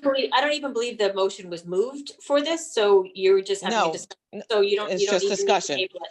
Right. Okay, so we're I was just, gonna what say, do we you do? don't We need just, to table because these are just on for the first reading.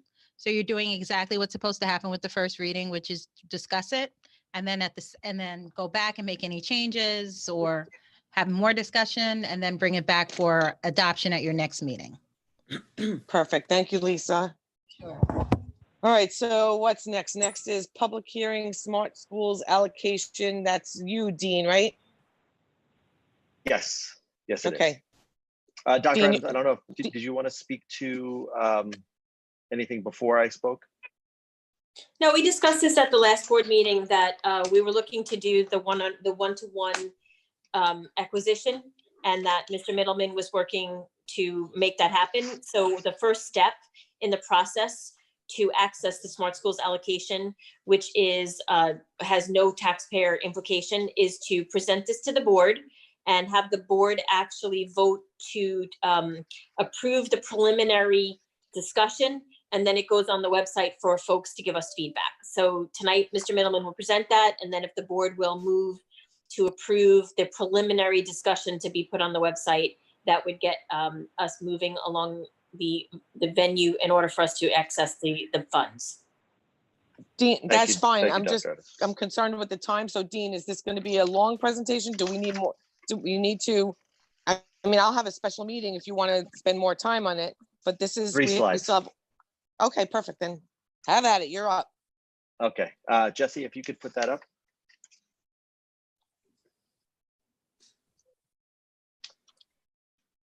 All right, thank you. Before you go, just let Dean finish his entire presentation and then we can ask questions afterwards. If that's okay. Perfect. All right, thanks, Dean. Okay, so this is our Smart Schools investment plan moving forward through the summer of 2020, 2021 into the 2021 school year. On the next page, it talks about the funding sources. Our total allocation for Smart Schools funding was $4.2 million.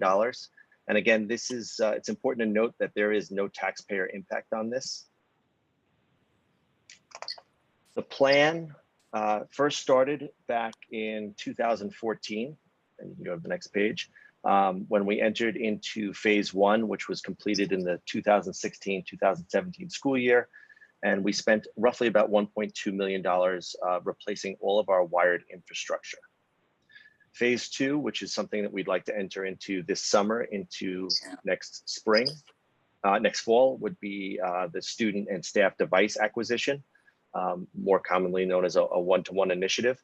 And we're looking to spend the remainder, up to the remainder of probably about $2.9 million on devices for our students and for our staff. And that's no cost to the district, right? No cost to the community.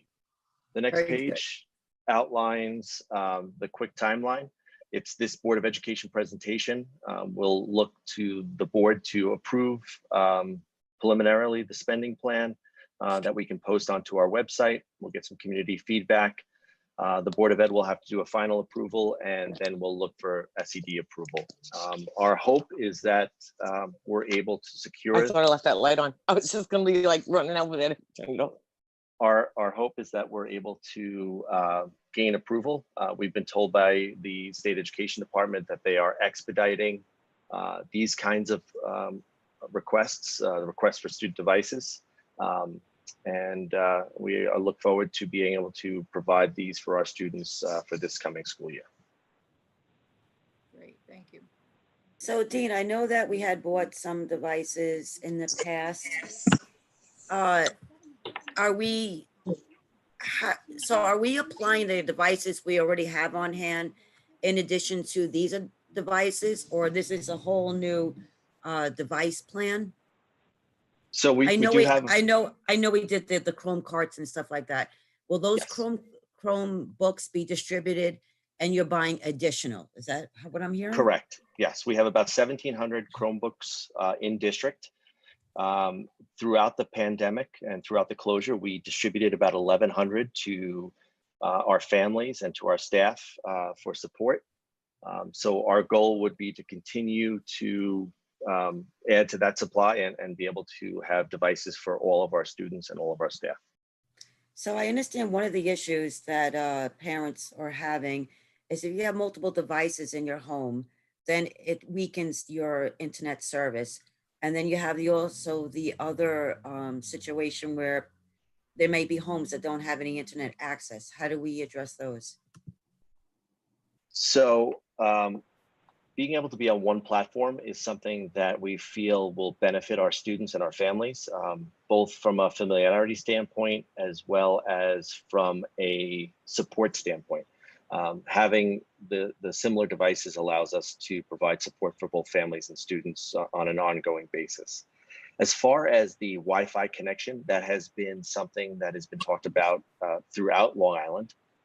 We were fortunate enough to enter into a partnership with Optimum as well as FiOS and be able to provide Wi-Fi services for those families who do not have that. We hope that will continue if we are or do have an extended closure next year. But it's something that we will continue to investigate and find solutions for. So Mylan, just so that you're aware, the New York State Education Department actually put in for a $19.9 million grant to try to provide Wi-Fi and other devices to school districts and to children whose families don't have them. And we're actually in an area where there is generally good Wi-Fi coverage, but there are people who are upstate New York where they're really living in areas that don't have good Wi-Fi coverage. So the New York State Education Department applied for a federal grant to try to widen that so that all families would have Wi-Fi. So there is the other, I think, challenges if you have multiple devices that are on at the same time. There is a lag in the internet. Is that something that obviously might be out of our control or in our control? That's out of our control a little bit, but it is something that, you know, we looked to support this past closure by providing the extra service for some of those families who had, you know, some intermittent Wi-Fi issues.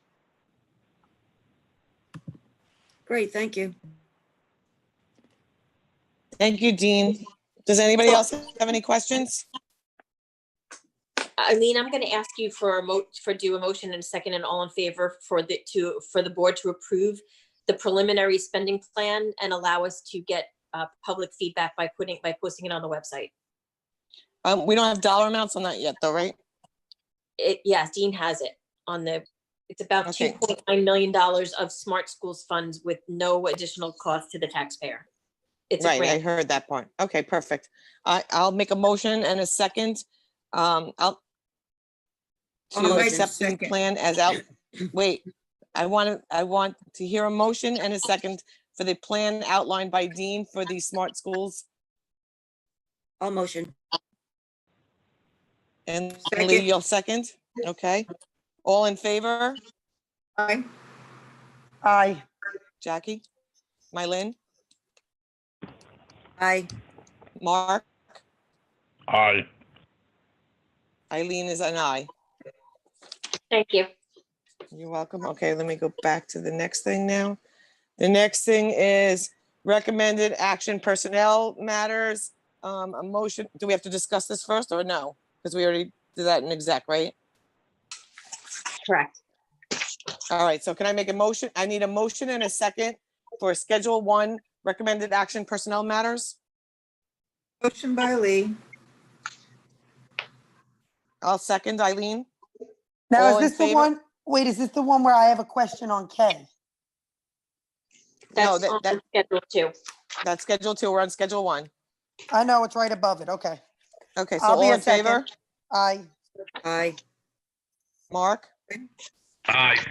And Eileen is an aye. Now it's, we'll make a motion and a second to discuss Schedule 2.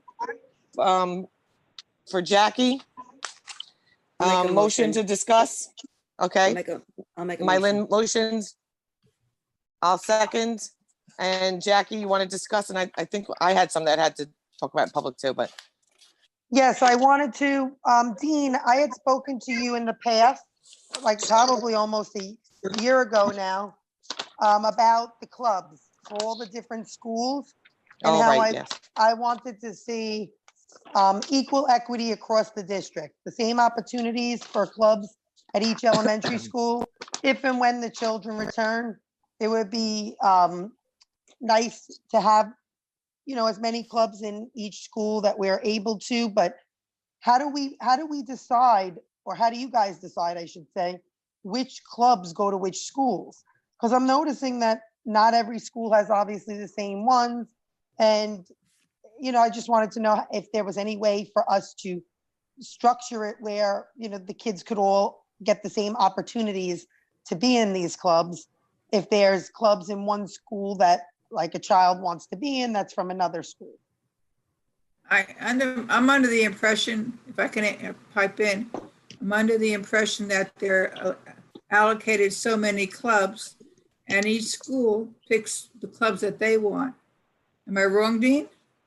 So that's true, especially at the secondary schools. At the elementary schools, we try to have consistency across all of the clubs. I'm trying to look to see where the inconsistencies lie, but generally, the elementary schools have the core clubs that are similar. If they are not on the agenda tonight, it may be because there may not be people to appoint for Dean, those the main clubs. club that I saw that they all have is the Computer Science Club. Yes, that's definitely one. Yeah, I didn't see too many other ones that were, I mean, there were similarities throughout, but not, some had a garden club, some Well, didn't. No, I well, think there was, wait, Jackie, 1 second. I think Go what ahead. you're asking, and you can correct me if I'm wrong, is that if there's a garden club or a French club in idle hour, Cherokee should have it. But that's, I think that has to do with the teacher or not the teacher, whoever runs it has to have interest in it, but I could be wrong. well, You're right. actually, can I show you guys? I can say which club it is and which school, yes? That'd be great. Okay, I just didn't know if I was supposed to do that. It's like Sycamore, for instance, I'm using Sycamore, right? They have, with everything going on in the world today, I actually think this is excellent. They have primary, multicultural friendship club, intermediate and primary, 2 different ones. I really think that's excellent. I don't see that in any other school.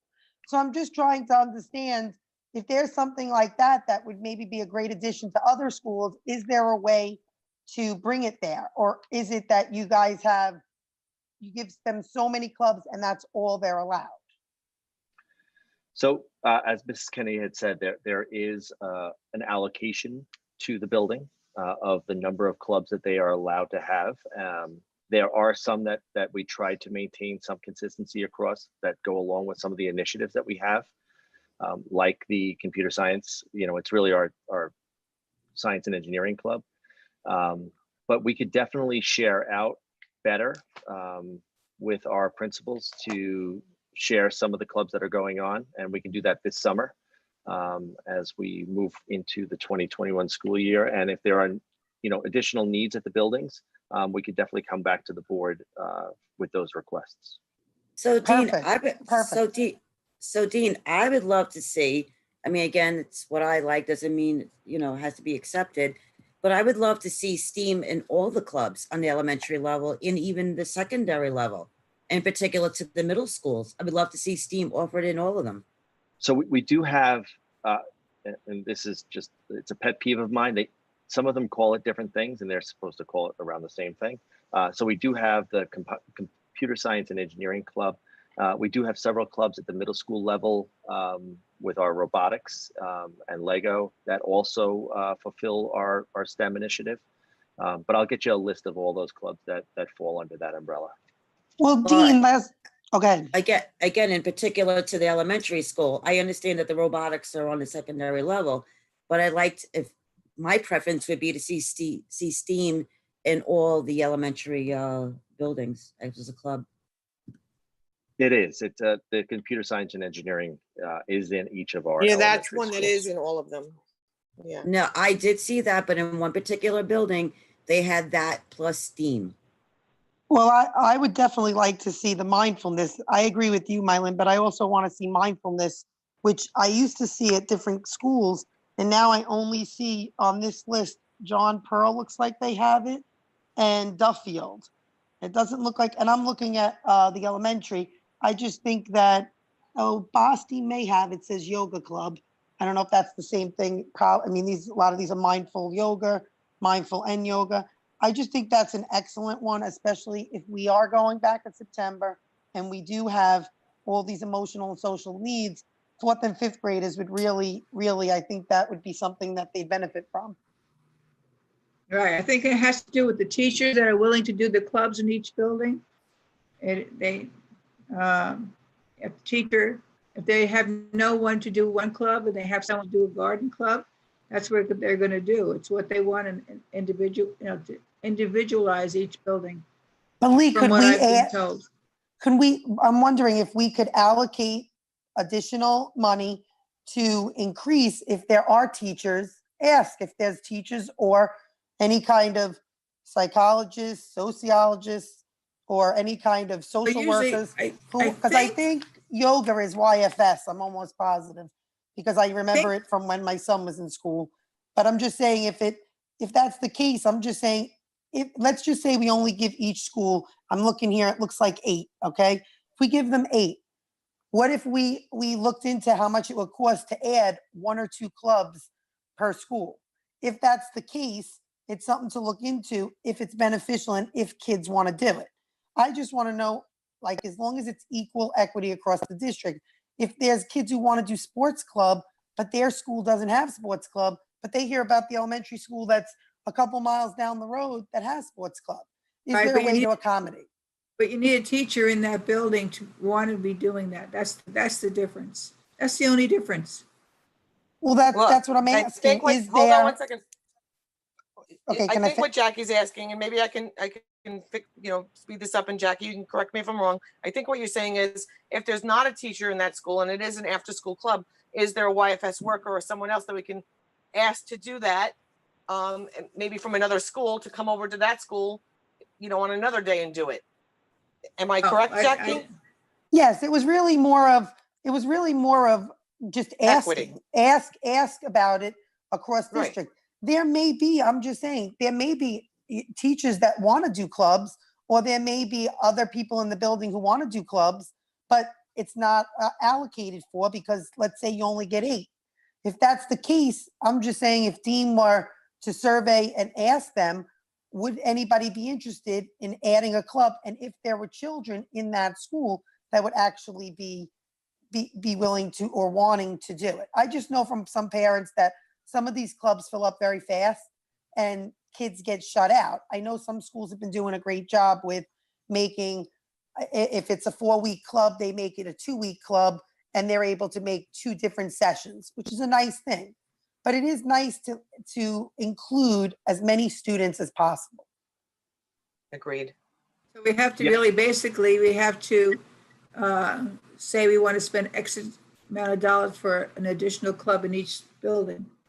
And Or that's how have, you, right, have a set amount across the district for each school, an equitable there amount. is now a set amount, but you want to add another one, so we'd have to approve X amount of dollars for another club to be added to each of the elementary schools. Well, Well, first we have Lee, to I work want out, to, okay. first we have to work out all the clubs so that it's equitable. I think that's what Jackie's saying. She wants, if there's yoga in just those two schools, can we get it in another school? So that all of them have the same access to the same kind of clubs.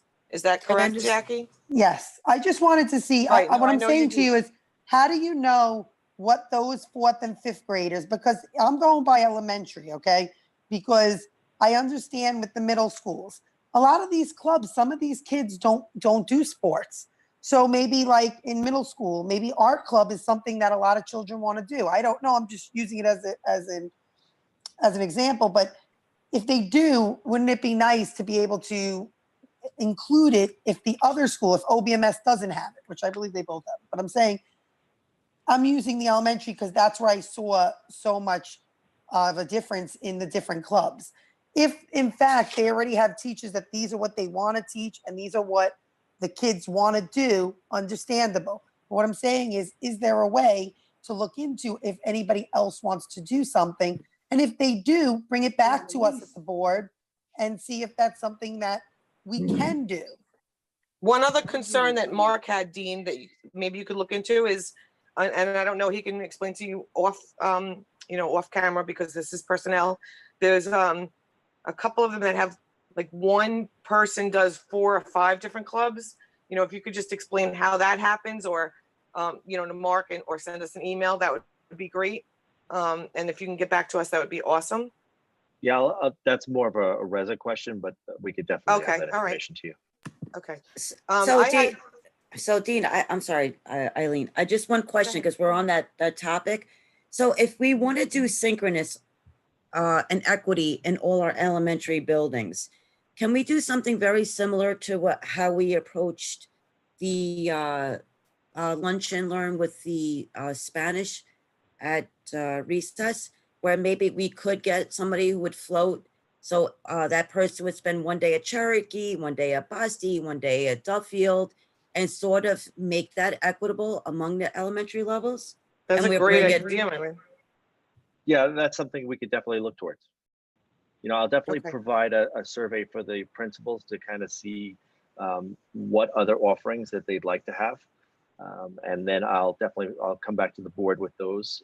And if it's something that, it's one person in one side of town that's willing to move around, if they do that, then we can definitely provide that, provide that for our students. And One last obviously- question. Okay. And obviously, if it's a traveling person, then of course we'll compensate for the mileage or gas, whatever, how you want to do it in a stipend. But I think it'd be great because it goes to what Jackie's been saying tonight and I've been saying for the last few years. I'd love to see more equity among all our elementary schools. So when they feed into the middle schools, they can share those similar experiences. Yeah, thank you, Mylin. I actually have one more question. Do you, Dean, when you guys do these clubs, I mean, not to harp on clubs, it's just that since we're here, do you guys take into account that there are different numbers? Like, for instance, not to use, but again, to use John Pearl versus, let's say, Sycamore and Cherokee? Like the smaller Idle Hour and John Pearl versus Cherokee and Sycamore. So do the bigger schools get more children that are able to do them? Do they get more funding because of the amount of children in the school?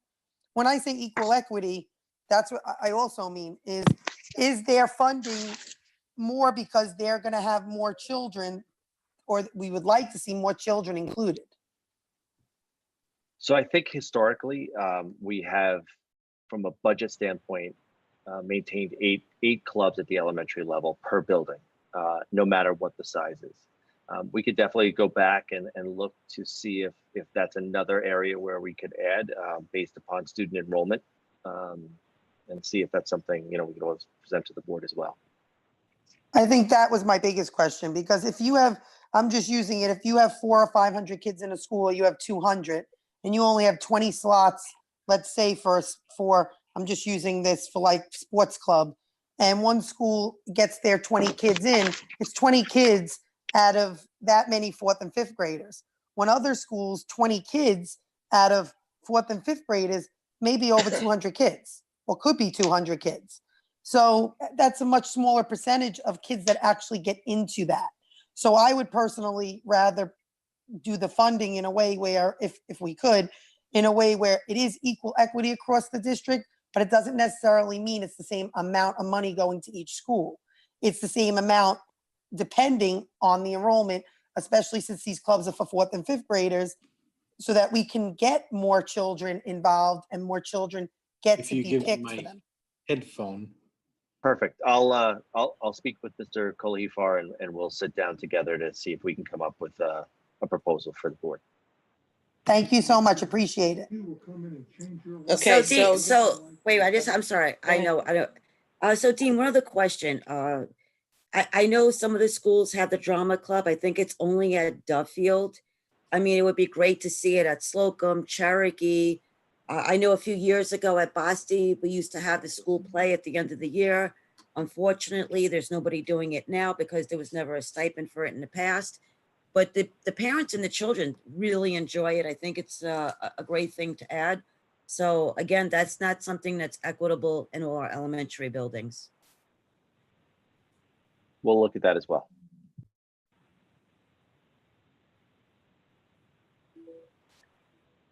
okay, does anyone have more questions? I'm good, thank you. Okay, so then I need a motion and a second to accept Schedule 2, appointments, tenure, salary changes. As Motion. amended as amended by what Lisa said earlier. Jesse, you have all that wording, right? Yes, I do. Okay, so I need a motion and a second. I'll motion. Motion. Mylin I'll se- motions. Mark motions first. I'll motion second. Mark motion, Mylin seconds. I need an all in favor. Mark? Aye. Yes. Jackie is an Aye. aye. Mylin is an aye. Lee? Lee? Did we lose Lee? No, aye. Okay, and I'm an aye as well. Moving on, recommended action for financial matters. I need a motion and a second to discuss. I'll motion. I'll second. Any discussion? I'd like to look at these reports when they're completed their fiscal year, so I'll hold off. Okay, I'm gonna say this too. I have a few questions, but I would rather, for time's sake, because it's already 10 o'clock, I would rather email them to you, Linda, and put them online, if that's okay. Absolutely. Okay, and I'm gonna do that as well for the consent agenda unless there's something that has to be asked. So, does anyone else have any discussion on the financial matters? I'm gonna say that's a no, so I need a motion and a okay, a motion and a second to approve the financial matters Motion. as presented. Who Motion. motioned? Mylan. Second. Mark second. All in favor? Mark, please. Aye. Aye. Aye. Jackie, Aye. Mylin, and then Aye. I need Lee and myself as an aye. Lee? Aye. Okay, just wait till I call your name so that we can all hear it. It's a lot easier. All right, the next one is the consent agenda. I need a motion and a second to accept for discussion on consent agenda items 2 through 29. 29. Motion. I'll second. Any discussion? The only question I have is the New York State Employment Health Insurance. There was a transfer of $60,000, and according to the justification, it was a transfer budget to cover the increase in premium due to COVID-19. That's a pretty significant number. I understand it's already an overall big number, but $60,000, that's pretty significant, and I guess there's no way around that. You're right, Mylan. It's significant, but unfortunately, with everything else going on in the world, it's unavoidable. That's what I thought. Just wanted to bring attention to it. Okay, I have a bunch of questions, but nothing that is really crazy that I can't ask again, like I just said to you, Linda, about the financial questions. These are all questions that could be answered online. So if I can send them into you tomorrow, that would be awesome. Sure, And we can put them online for the public. I'll put them in the library like we started. Yeah, doing last. there's not anything crazy. Okay. Does anybody else have any questions? Lee, Jackie, or Mark? No, so Eileen, you're willing to approve it? You just had some questions. There's nothing to Yes, table? yes. None of the questions that I have would make me want to pull an item. So, and you just asked the other question that I had, so I'm okay with that as well. Great, thank you. I actually have a question. We tabled something last time. It's not on here. I don't see it. Well, then it's not on there. We're not approving anything. Are you talking about the teacher center, Jackie? Yeah. It's not, that would be, yeah, that's not on there. Okay. Because that was actually passed. Oh, that's right. It was. We tabled it and then went back and It was pulled for a second vote and it went through on the second vote. That's right. Okay, then that I have to send, Linda, I have to send you some questions on that. Sure. I thought it was tabled. It was No, tabled and then the table and then it failed. went back. The table It was failed. It was tabled pulled 2 for a weeks. separate vote. Right, the 2 weeks ago, there's 2 meetings ago, then at the last meeting, it was brought back and I think I voted separately from you guys, actually. It was tabled. It was pulled for a separate vote and then it was voted on to be tabled and that failed and then the vote went through. No, Oh, but that's I right. thought, wait, It's in your minutes. okay, I'm confused because I thought Greg said, showed us how to table it, and we were tabling it until this time, until I got the information that I needed. The table failed on that, Oh. on those motions that you're talking about, Jackie, the table failed. It's in your minutes. If you look back at the minutes that you approved earlier in the meeting, it's in the minutes. Okay, well, then I have a question for you in regards to something with that. I'll have to ask you in executive. Sure. Absolutely. Okay. All right, so any more questions from Mark or Lee? No. Lee? No, I'm good. Okay, Lee, you disappeared. All right, so then I need a motion and a second to accept the items on the consent agenda 2 through 29. Motion. I'll Mark sec- motions, I'll second. Mylin seconds. I need an all in favor from Mark first, please. Aye. Lee? Lee? Bueller?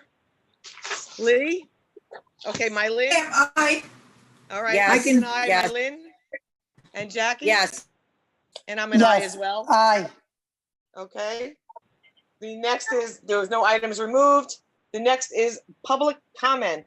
Jesse, you're up. You hit it with a Bueller. All right.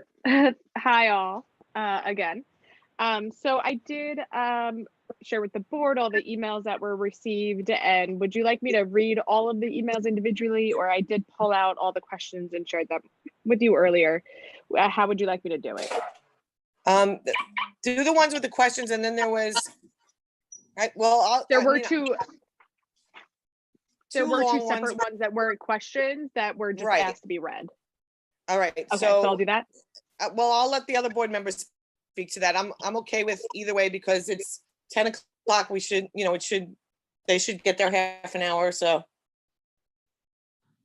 I'm okay with it. Lee, are you okay with that? Start with the questions. Okay. Jackie, are you okay with them reading it, Lee? Yes. Mark? Yes. Jackie? Yes. Mylin? yes, Okay, so go ahead.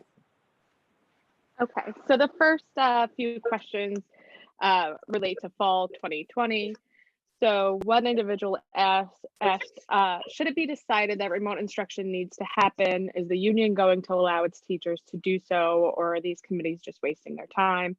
With it being summer, will teachers be mandated to do the necessary training? Should we need to do any remote instruction in September? Linda, will you take these questions that pertain to admin? Sure, and I think some of them are going to be Dean as well. In fact, I think probably Dean can answer both of those questions better than I can, because he's meeting with the CTA later this week. So as Greg had presented to the board at the last meeting, that there are some items that we need to consult with our bargaining units, and there are other items that we need to negotiate. We're in the process of meeting. We have an administrative team, and we're meeting with the teachers union. We'll be doing that throughout the summer to put together the best plan possible to educate our students this coming fall, whether we are in school, whether we are in school partially, or whether we are fully remote. As far as trainings, we are offering trainings over the summer for both our parents. We have a video learning series for all of our parents that will take place in July. And then we will have live sessions in August that follow up. For our staff, we have professional development going on throughout the summer. And we have someone available, 3 days a week for our professional staff to, if they choose to work, to start planning for September.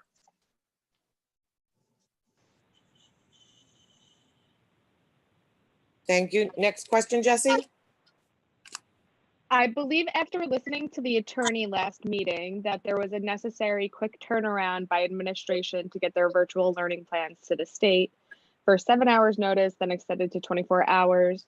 So was the issue that there was no time to get a live instruction plan in place? Would it have been possible to submit the plan you did and then update it with a live instruction plan?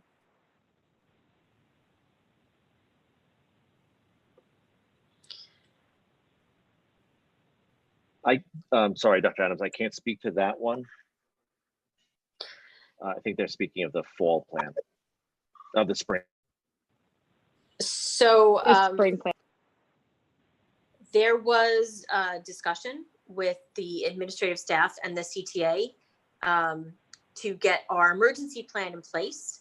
And then after the emergency plan was in place, there was no further discussion in changing that plan. It was more of a deepening and giving our teachers professional development, which was online virtually through different daily lessons that they could be part of.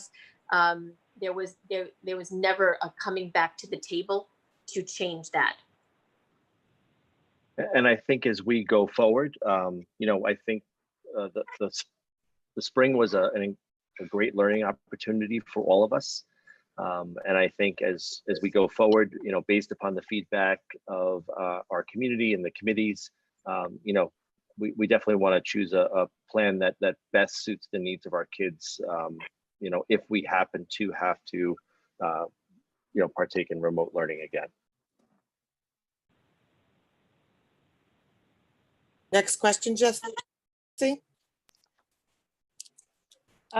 With regard to the memo from the attorney, 15-page memo he mentioned, wouldn't it have been helpful to share that with the committee so they would know what happened? They would know what need to be bargained and what would not. That's the 15-page memo that Mr. Guercio had mentioned at the meeting on June 29th. So that's work product that the district pays the attorneys to do, and that's privileged and confidential information. So we are not really entitled to share that with the community at large. If I'm incorrect in that, Lisa, please jump in. Yes, there would have to be a determination by the board to share that privileged information. So it would have to be by a majority vote of the board that the attorney-client privileged information be shared. So there's no authority for the superintendent to share that information without board approval. And once that information is shared, you lose the privilege. So it's a significant decision. Okay, so we can move on to the next question. Did I hear correctly on the Board of Ed meeting that you had been given guidelines by the state for September? So that's a big no. We have not been given any guidelines, not by the governor nor by the state education department. Also, there's a rumor going around that we have to have a plan in place by by July 15th. We have never been given that as a date from either the federal government, either the governor or the state education department. There is a meeting of this SED, the state education department, where they're going to look at what their committees have put together for reimagining education. And I believe that deadline is actually the 13th. But there's been, we've heard it over and over again. Originally it was July 1 and then it was July 15th. But at this moment, there's no document, there's no guidelines, where we had great committee meetings that have given us a lot of feedback from our parents, our teachers, and the rest of our community at large. But we have absolutely no guidelines from SED or from the governor. Okay, next question. I know everything is at the mercy of the state at this point, but when should parents expect to hear more about what the return to school committees advise and what potential plans are? And most importantly, will there be video instruction in the fall, whether it is live or pre-recorded? So we are meeting with all the committee chairs and co-chairs tomorrow as an administrative team. They are going to present out to myself and cabinet what came through the committees. I will put that all together and present it on in an email to the community as to what the committee's findings were. And from there, we will modify that into whatever guidance we get from the state education department and or the governor. There was a second part to that question. Will there be video? I'm going to wait to hear what the committees presented. My guess is that one of the biggest, since it's been brought up by many of our parents, one of the biggest complaints was that there was a significant dearth of videos and or live synchronous education that occurred in the spring. So I'm going to assume that both of our curriculum committees are likely to advise that we should have some kind of live instruction and or some kind of video instruction. But I wouldn't know that until we get those presentations.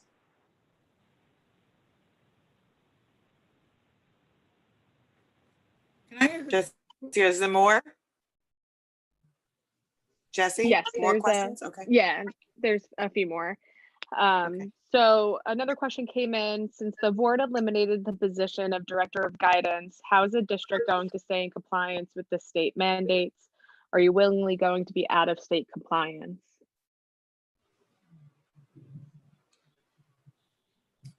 Linda, you'll take that one? I don't really have an answer to that because I don't have the director of guidance. So I need to sit with my team and figure out how we're not going to be out of compliance, because right now we actually are. So and that may be part of the mental health plan where we spoke about earlier, where we come together and give the board an idea of where we need to place more mental health professionals to try to become back in compliance with that.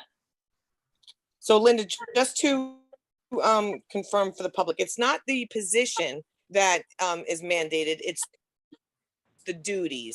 So we're going to work on getting the duties assigned to different people so that we are in compliance with not only New York state law, but we don't mess up anything with that contract that Lisa explained to us.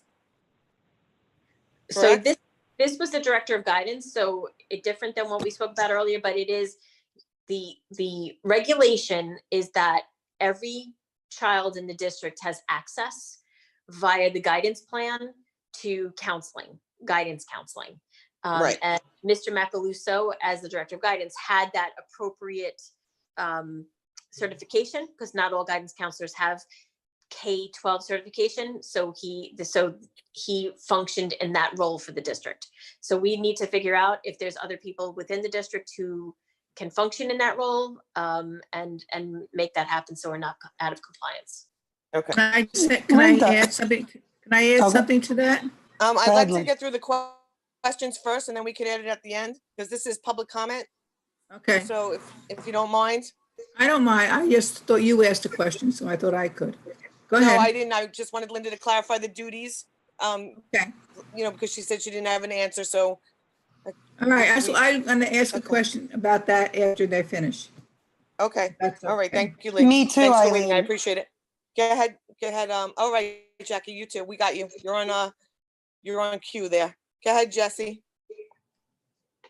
An email was submitted for the district to reconsider allowing outside entities to use the district fields and grounds for various sports I think teams, that's travel Lisa's teams, question. that sort of thing. Lisa, I think that's a question for you. I didn't, it said there was, is there any authority? Was that the question? Did I hear that correctly? Jesse, can you clarify that question for Lisa? It was asked for the district to reconsider allowing outside entities to use the district fields.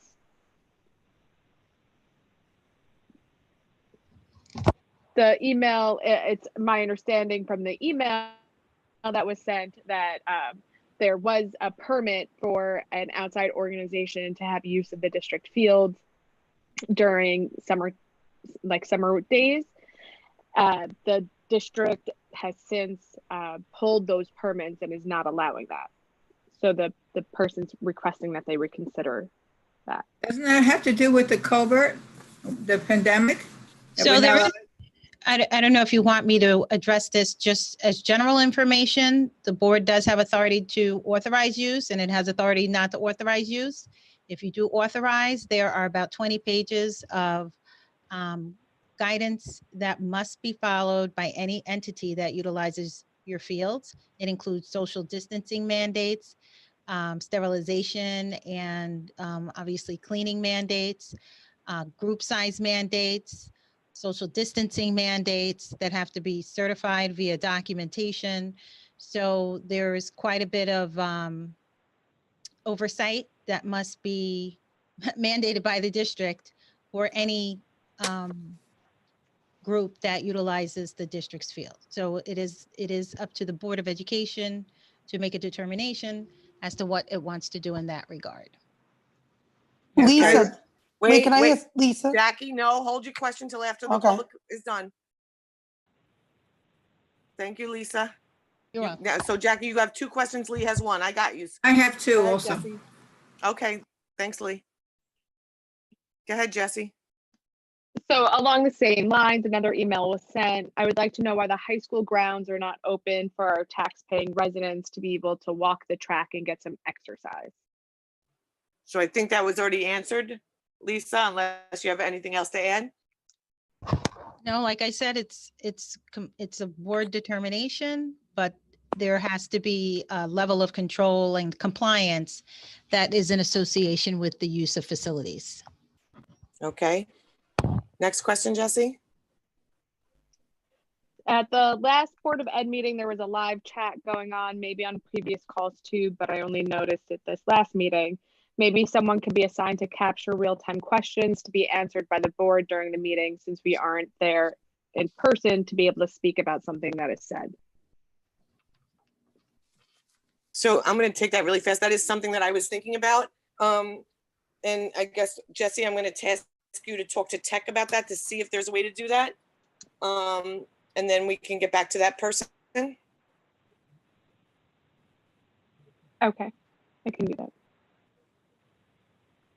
Didn't you look into that already or no?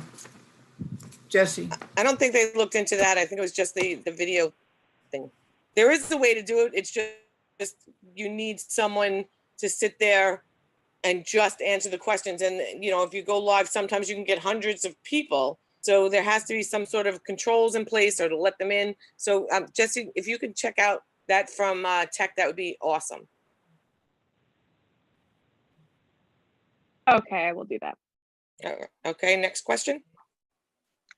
The staff would like to know why it is okay for them to be back at work, but the board can still meet remotely. I can answer for myself, but Lisa, there's also legal guidance. I mean, I know the governor just extended his executive order. For myself, I have to say that I have been extremely cautious, overly cautious since March 14th. And I have people that I am around that have health issues. So I have to be extremely cautious. And unless I'm in there with the bleach myself, I'm just not going to take that chance as an unpaid volunteer. I just don't think, I don't even think if I was paid $1 million, if it would be worth my loved one's health. So that's my answer. I don't know about my other board members. And then again, the governor just extended his executive order through August 5th that we can continue to meet through the Zoom. While it's not optimal, it's much easier to go down there in person. Believe me, I annoy the crap out of my family being on this, and they all have to be quiet. It is something that I have to take seriously because I'm around people that have health conditions. Can I answer, Eileen, for myself? Wait, Jesse, is that the last question? I'm gonna let all the board members answer that one. And if that's the last question and it's just those 2 emails, and then we can let Lee and Jackie ask their 2 questions as well? Or is there another question? There's one additional question. Okay, so hold that one additional question. If all my board members want to answer why they do Zoom, that's great. And then we'll do the one last question, and then Lee, you can ask your 2 questions, and then Jackie, you can ask your 2. Okay. And then we'll read the emails. Okay, sound good?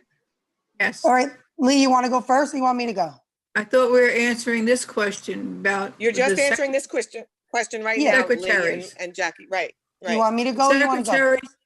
The secretaries, I believe, if they're concerned about, legitimate concerns about their health, that we should move them. We have a lot of places to move them. It might be a little inconvenient, but if they feel that they're too close together, they can move into the 2 of the rooms downstairs. They can move into another building at this point, safety first. So I think we should, be aware of their feelings as well as we're aware of our own feelings.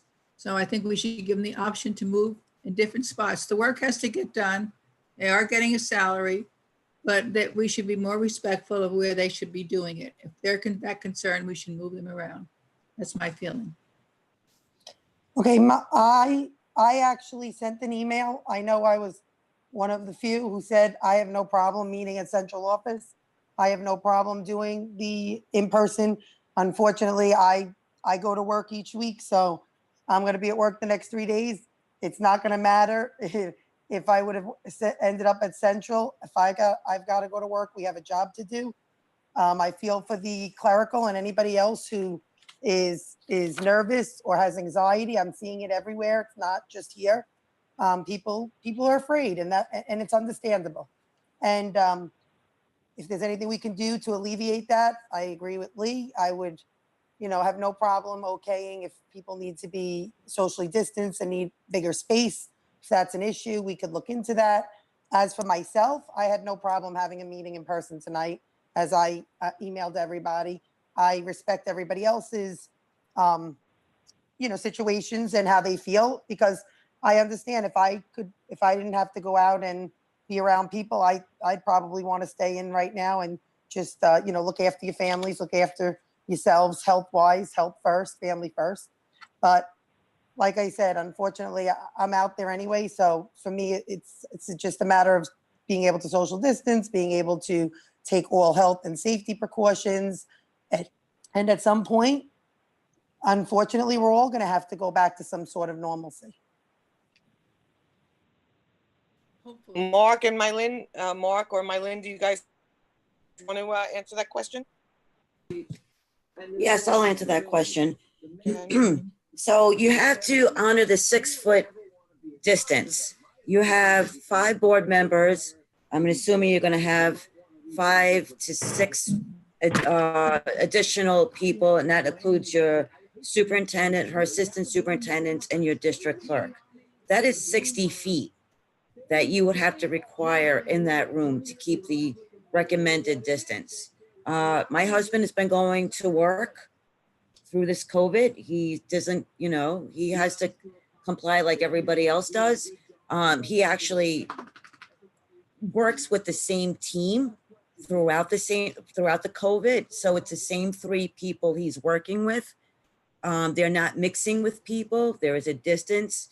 They have increased their screen time or the way that they approach the job so that there is a limited amount of people that are around those people.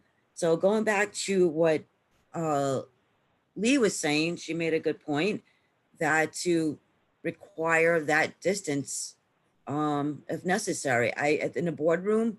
So you have the 5 board members, then you have the administration at 60 feet. I don't know how you can fit everybody on a Zoom call that way.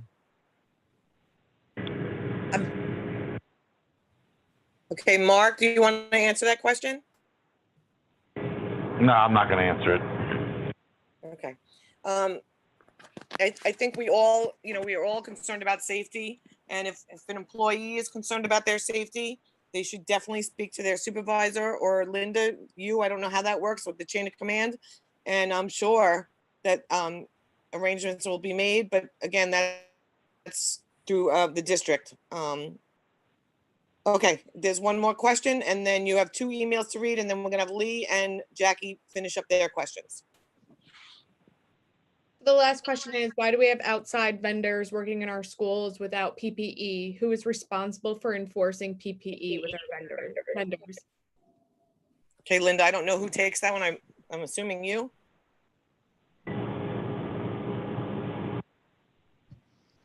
So really, anybody who's in the building should be able to say to anybody, because there's posted signs all over the place that they need to have their PPE on. The issue is if they're socially distanced, if I have a single contractor working in a hallway by himself doing work, there's no need really if they're socially distanced.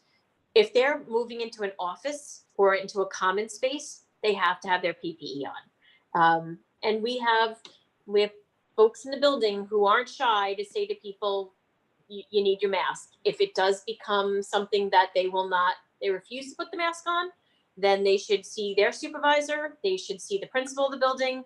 They should see Mr. Velez as the head of custodians. They should go through the chain of command, but a phone call even, they can even talk to Mr. Kolahifar, and we will make sure that they're putting their PPE on. I can understand people being worried about it. I wear one around my neck all the time. So when I walk out into the common space, I can pull it on, and when I'm behind my desk, I have it off. And that's really, we have to respect everybody in this environment. And if it's not happening, they just need to make a phone call, and we'll make sure that someone goes down and make sure that happens.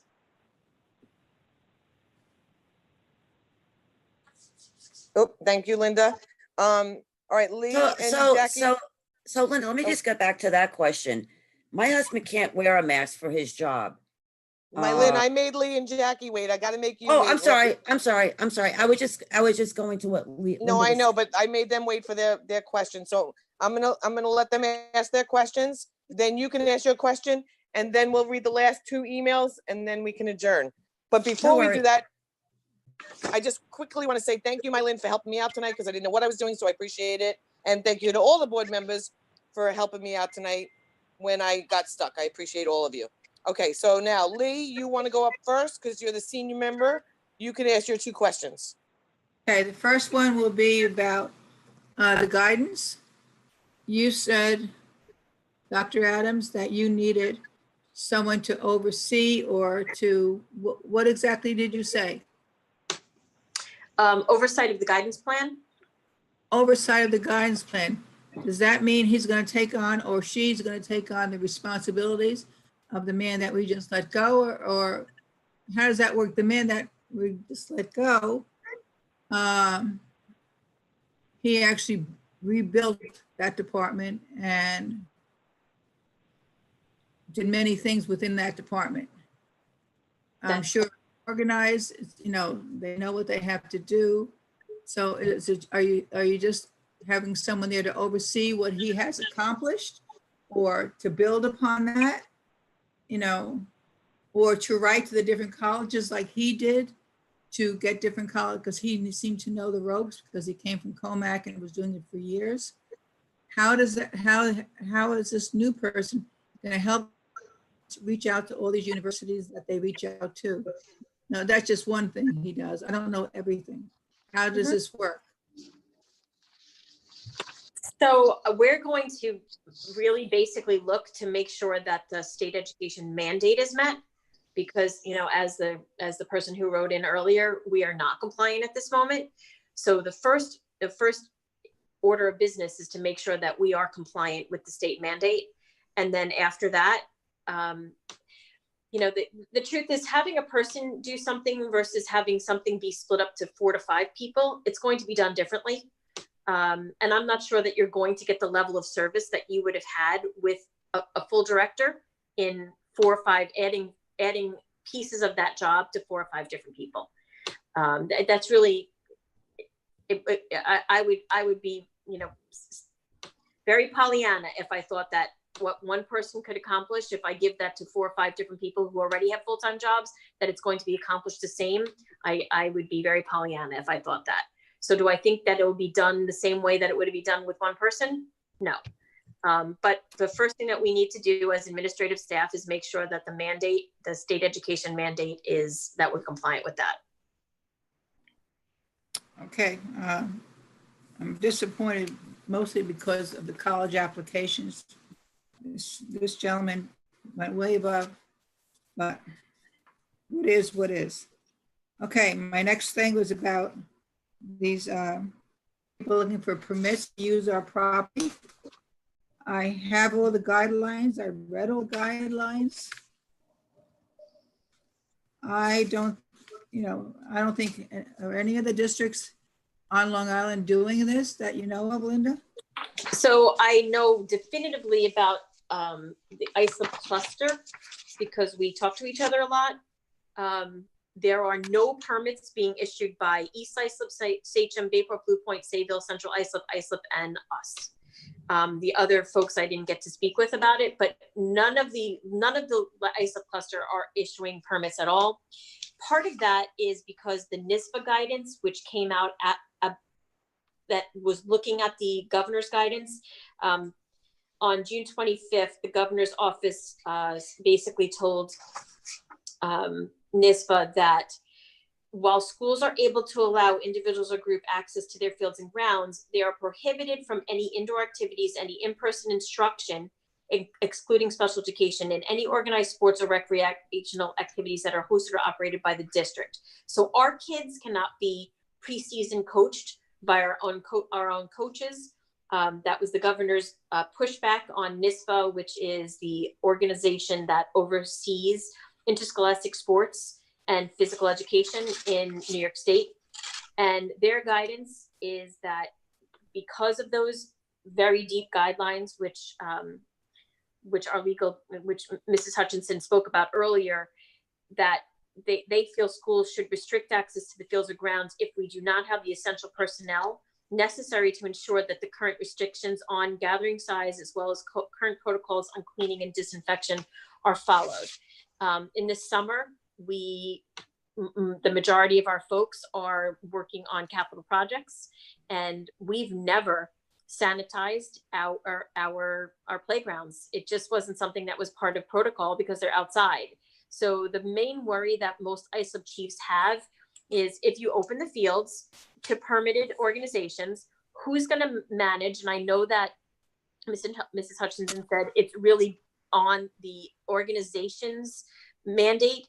But if they're using our fields, who's going to manage that they're under the essential guidelines? Who's going to make sure that they only have 2 fans for each child? Who's going to make sure that they're not doing the high risk sports that are not allowed yet?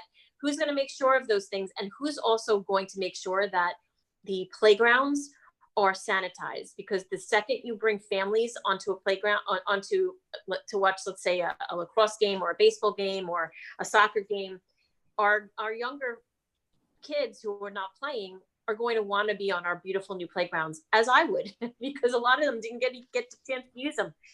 So my worry is that they will not be sanitized because we don't have the personnel to do that in the summer, and we could potentially become a hotspot. And that's the worry, and I think that's the worry of most ISO chiefs right now. But of course, field utilization is, under the authority of the board. If the board wants to change that and authorize field utilization, you can certainly do that. That was just the thinking behind why all of the islip cluster is not at this point allowing field permit use.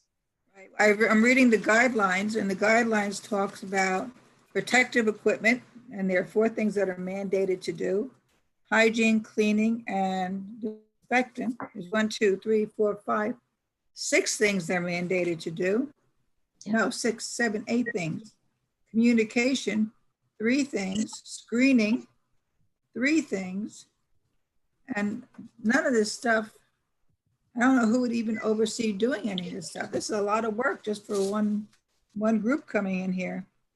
And once again, I do believe that it's a safety issue, and we're stopping a lot of things. I just can't see letting something like this happen and start, like you said, an issue and a problem here in Connecticut. We're doing so well, and I'm proud of it. And everything I'm reading in these brochures says that we shouldn't be doing this.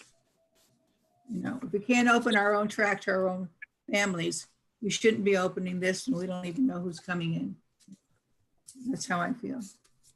Okay. Okay, Jackie, you're up with your questions, Okay. and then Mylin. Actually, since Linda, you already answered the question, I just am going to, I have 2 others, but I actually disagree with you, Lee. I think it is a safety issue, but I also think that this came from the Governor Cuomo. This came from his office. He's being very strict, and he's being very strict.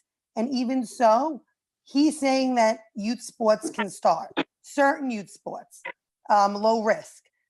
And yes, there is probably going to be many different things going on when we do open the tracks and when we do open the sports to things, to people on the outside.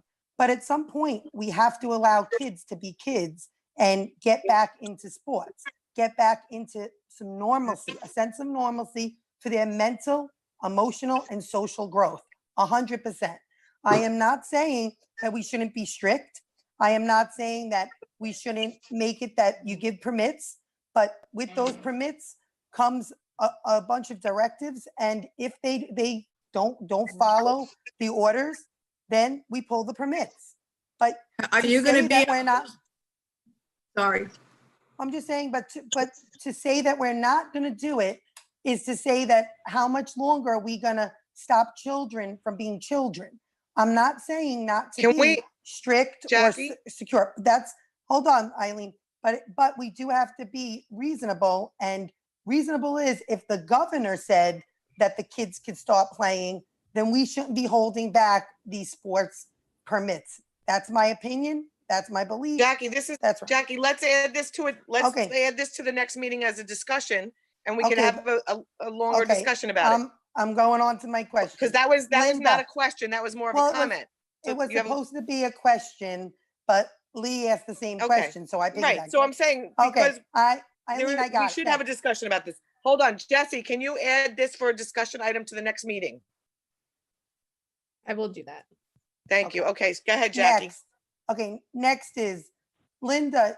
I had spoken to you in the past.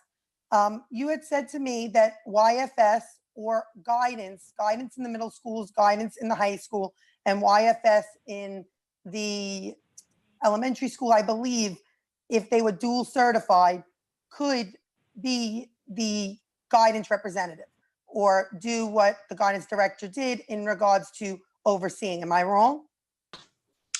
Oversight of the elementaries? I recall you saying that to me, but that was going back. So this is something that we're going to be discussing actually tomorrow with Mr. Bonadonna, Mrs. Santos, Mr. Kolahifar, Mr. Middleman, and myself to discuss how we might need to redeploy folks. So it's something that is we're going to actually have that discussion tomorrow. Okay, another question, and I just want you to advise the public on this. So because I've been getting a bunch of calls and I know we got emails as a board. There were two unfortunate, very hot topics that nobody wants to touch. And I totally understand that because it brings a lot of emotions for a lot of different people among our community, but it needs to be said, okay? We are all Connecticut. I do not care about the color of your skin, the career choice, your political background or stance. What I care about are kids and kids being okay, kids not being bullied, kids not being made fun of regardless what their parents do for a living, kids not being racially profiled or attacked because of their race, any of these things. We brought this to you. I've emailed you and you have emailed me back on who's taking care of it. I just want the public to know that we are working on all the different issues in the community. We do care, we do about all the kids, regardless where they come from, what their backgrounds are, what their parents do for a living. It's all important. All kids are important in Connecticut. So Correct. Can you just let people know what we're doing to combat this kind of stuff, please? So this would be initiatives that and initiatives like this for mutual respect of all folks, no matter what their backgrounds are, would be something that would come out of our people personnel services. And it is something that we take very seriously because we are a world of different people, and that mutual respect is tantamount to making sure that the world continues to function. It would be something that we would obviously. The world right now is in crisis in a lot of different ways, not just because of COVID, because of a lot of other things that have come to light recently. And it's even more important as we move into this new school year that mutual respect, respecting others, respecting differences of opinions, allowing people to believe differently than I believe and still being able to respect them as human beings. That is something that we need to, as a community, embrace, and it will be something that will be very much in the forefront of any programs that we bring into the district moving into next year. Those initiatives come out of Mrs. Santos' office, mostly through our YFS and through the different schools. Those kind of programs occur, and we will continue to beef up those programs, not only for the mental health issues that we're going to see coming out of this COVID crisis, but because of all the things that are happening in the world right now and the differences of opinion that people have about things that are happening, because we need to begin to treat each other with mutual respect. Thank you so much. And I just have Thank one you. last thing. One last thing. I got an email earlier from someone who works in the district. Pat Med just announced their reopening plan as long as they reopen. It's got a lot of staggered start times. All students need to return to school in some capacity, half days, AV, prioritizing contents, a lot of different things. Alternate days, kids not in school have some opportunity for live instruction, and it goes on. Some of the things that they have, it's hard. I just want to make sure that we give parents the choice that if in fact they choose to keep their children home, if we reopen, if the governor opens us, that will have some sort of B plan for those people, because there are going to be people who do not want to send their kids back to school and might switch over to homeschool. So there's a difference between homeschooling and the school being responsible for this child who's staying home. And I'm not sure that the SED guidance, I don't know what they're going to permit. Parents have always had the opportunity to homeschool, but that's no relationship to the school. That means they put in an IHIP plan, which is a homeschooling plan that gets put on file with Mrs. Santos' office as part of the PPS program, and it's monitored by Mrs. Santo and PPS. That has nothing to do with the school providing instruction. So that's a different thing than having a home instruction that is school-based. Again, I'm glad that Pat Med is moving forward. We're moving forward as well. I don't know if any document that you put together right now that's going to meet any kind of state education guidelines. I don't know if New York State, although we've seen it in different states, Connecticut being one, where the parent is permitted to keep the child home and mandates that the school provides the school service. I'm going to go out there on a limb and say that potentially is a possibility in New York State as well. We haven't seen that yet, though. But again, I am meeting with we're having a lot of meetings tomorrow. We're meeting with our co-chairs tomorrow. And by the end of this week, we should have some recommendations from all of those committees that we will be able to push out in an email to folks to say, these were the recommendations, this is what we're thinking. And we'll share that with the board and with the community on our Facebook page as well. They're not going to be set in stone until we have guidelines, but it is likely the state education department will say the school district must provide alternative instruction for any parent who, for whatever reason, wants to keep their child home.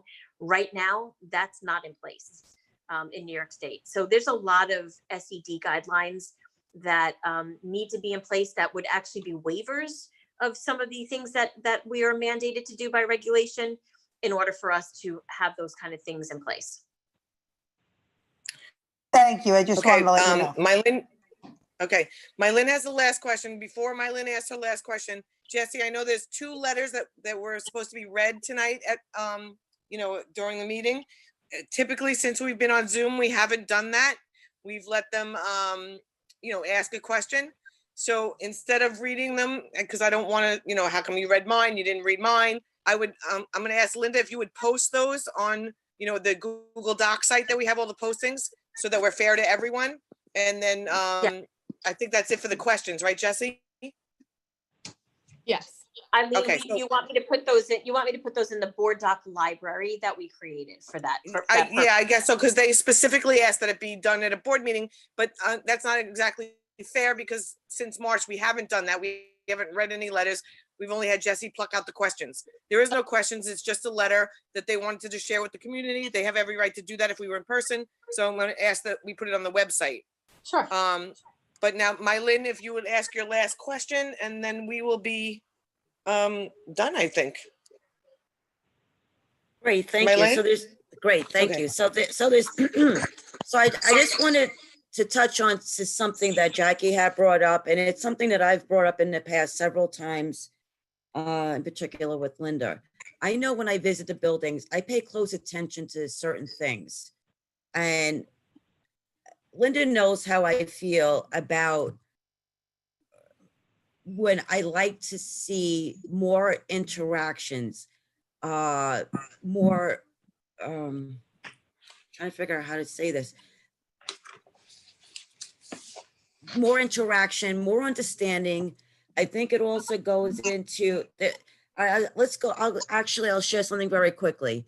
So there was a TED Talks and it was called the, why the Black man went to the KKK rallies. And I kind of hope that many people will take the opportunity to see the TED Talks and just look it up, the Black man who attended the KKK rallies. And it was very interesting because whatever he had discovered through the process, and it took over years, it was a model of what is it, why don't you like me? Why don't you like me if you don't know me? And that to me was the real message that was important. How do you not like me if you don't know me? So he goes into saying that maybe we may not agree with things, but we have to establish a respect. I'm not going to change your mind. You're not going to change my mind. But maybe if we have an open dialogue, when you have a conversation, nobody's fighting.